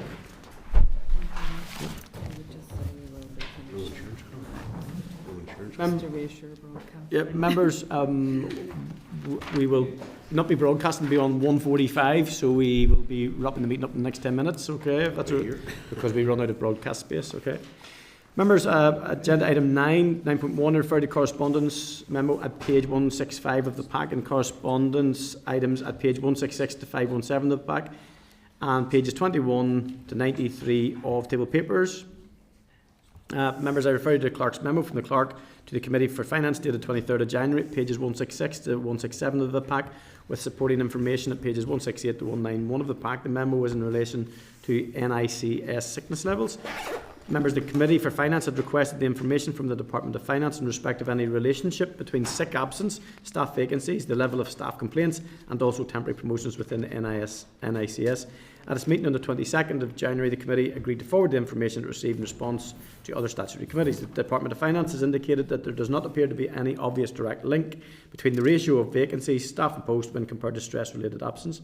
It also stated that the incidence of staff absence whilst the complaint processes are ongoing is high, and that staff on temporary promotions lost on average 2.5 working days due to sickness compared to 6.8 working days lost by those staff not on temporary promotions.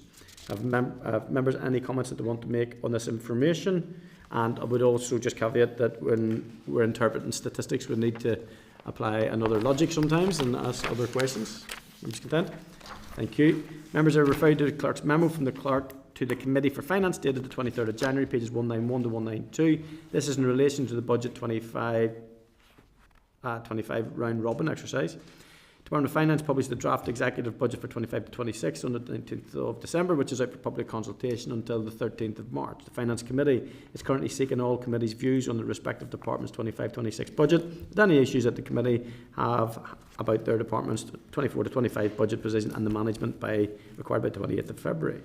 Members, the Finance Committee has noted that this draft budget is not explicitly linked to the programme for government, and what has been published has not offered significant detail on the strategic priorities, direction of departments. However, it is hopeful that departments' budgets will be linked to the programme for government going forward as part of the outworkings of the Budget Sustainability Plan and Budget Improvement Plan. The intention is to bring forward a take-note debate on the 25-26 budget, in which committee chairs can participate prior to the Easter recess. Members, we have requested a briefing on the draft budget on the 6th of February, and we're waiting for confirmation. Any comments that you want to make on that at the moment? No. Okay, members, 9.4 refer you to the report, pages 193 to 371 of the pack, entitled the Annual Report and Accounts for the Gangmasters and Labour Abuse Authority for years ending 31st of March 22, 31st of March 23. Are you content to note, as last week we did consider correspondence from DARE regarding the potential extension via an LCM to Northern Ireland and provisions in the UK Employment Rights Bill, which would abolish the GLA and remove GLAA and remove its enforcement plans under the Secretary of State for Business and Trade. Members, 9.5, I refer to pages 372 to 467 of the pack for correspondence from the Department dated 23rd of January and to the report entitled Lock Agency's Annual Report and Accounts for 2023, covering the period 1st of January 23 to 31st December 23. The Locks Agency is an agency of the Foyle, Carlingford and Irish Lights Commission. Members, the Locks Agency aims to provide sustainable social, economic and environmental benefits through the effective conservation, management, promotion and development of the fisheries and marine resources of the Foyle and Carlingford areas. Are members content to note, and the Locks Agency is on our list of agreed future briefings, so we'll be able to get a good briefing from them when we get that agreed, the date. Agreed. Okay, members, 9.6 I refer to correspondence from the Department dated 23rd of January, pages 468 to 471 of the pack in relation to the Environmental Noise Regulations 2006, Round 4 publication of strategic noise maps. Members, the Environmental Noise Directive 2002-49 EC was transposed to Northern Ireland through the Environmental Noise Regulations Northern Ireland 2006.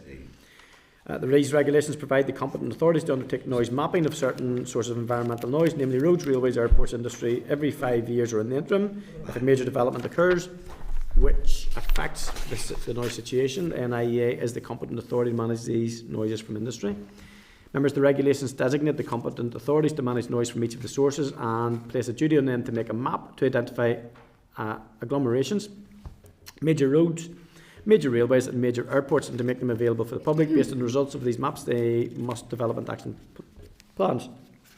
Members, 44 maps have been produced in this noise mapping round, the majority of which cover the Belfast agglomeration. An example of a strategic noise map for industry noise produced under Round 4 noise mapping contract is included in your packs at Appendix A. These maps will now be certified and approved or adopted and will be published on the DARE website along with a set of supporting documents in the coming weeks. Do members have any comments they want to make? Content to note. Thank you. Members, I refer you to the Clerk's memo from the Clerk to the Windsor Framework Democratic Scrutiny Committee dated 24th of January, pages 472 of the pack in the Democratic Scrutiny Committee Inquiry Report, 66, page 22-24, pages 473, 492 of the pack. This is in relation to the Regulation EU 2024-3015 of the European Parliament and of the Council 27th of November 2004, amending Regulations EU 2016-2031, the Plant Health Regulations. Members, at its meeting on the 23rd of January, the Democratic Scrutiny Committee agreed to publish a report of its conclusions from its inquiry into the Replacement EU Act regulation. Members, the Replacement EU Act amends Regulation EU Plant Health Regulations, which is the basic legal framework for EU plant health policy. It establishes protective measures against pests, including rules on classification criteria for pests, requirements for imports and movements of plants in the EU, and reporting and certification obligations. It also amends the EU 2017-625, the Official Control Regulations, which regulates the movement of plants, plant health and protection products.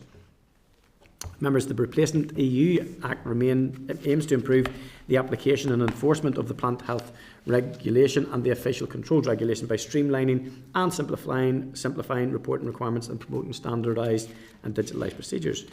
Members, having considered evidence received from the UK Government, DARE and responses to its Citizen Space Survey, the Democratic Scrutiny Committee concluded that the Replacement EU Act would not have a significant impact specific to everyday life of communities in Northern Ireland in a way that is liable to persist. Have any comments? Are you content to leave? Content to know. Members, I refer you to a Clerk's memo from the Clerk of the Windsor Framework Democratic Scrutiny Committee dated 24th of January, pages 493 of the pack.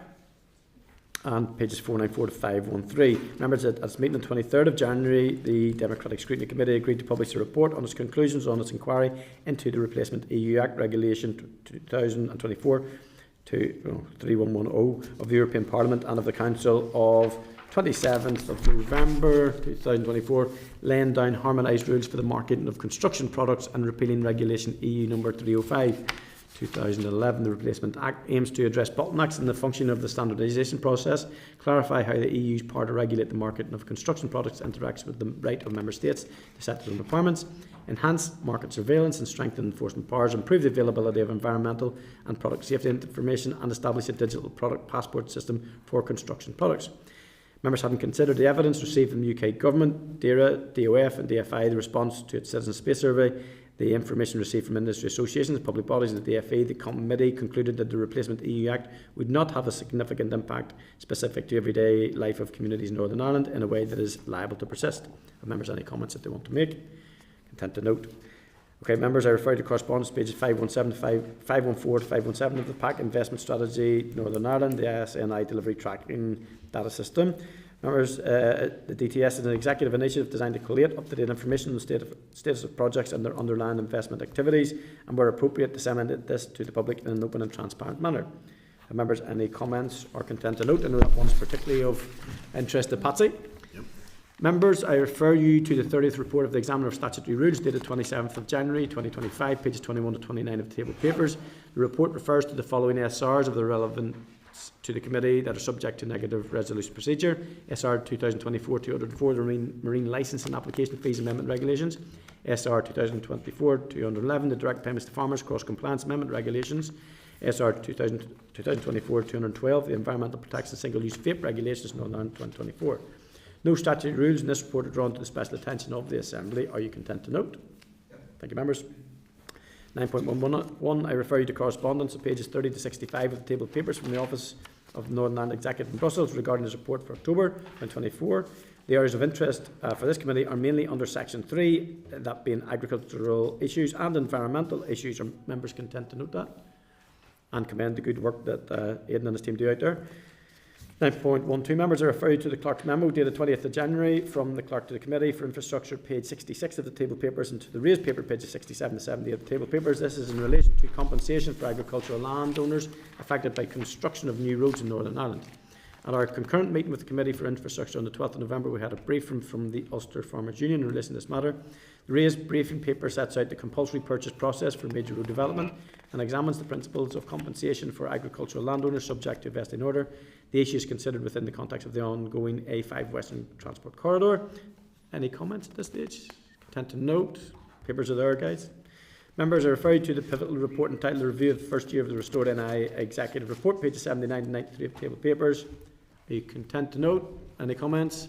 I commented on Monday night. You can watch it and play on the View from Stormont. That was particularly good. Anyway, agenda item 10, forward work programme. Members, at forward work programme can be found in the table papers at pages 95 to 98. Do you have any comments? Are you agreed that it's published? Yep. Thank you, committee. Any other business? Nope. Outstanding. Agenda item 12, date and time next meeting. Our next meeting is on Thursday, the 6th of February 2025, Parliament Buildings. Congratulations, you are now happily retired, Gillian. Thank you. Committee Room 21. Sound.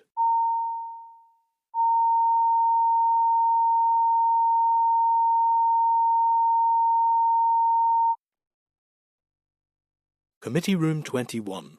Sound.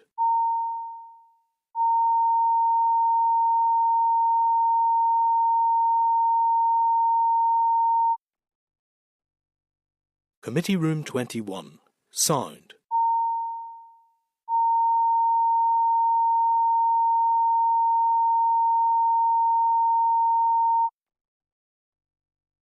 Committee Room 21. Sound.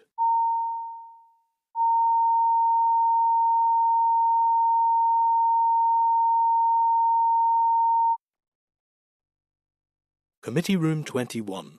Sound.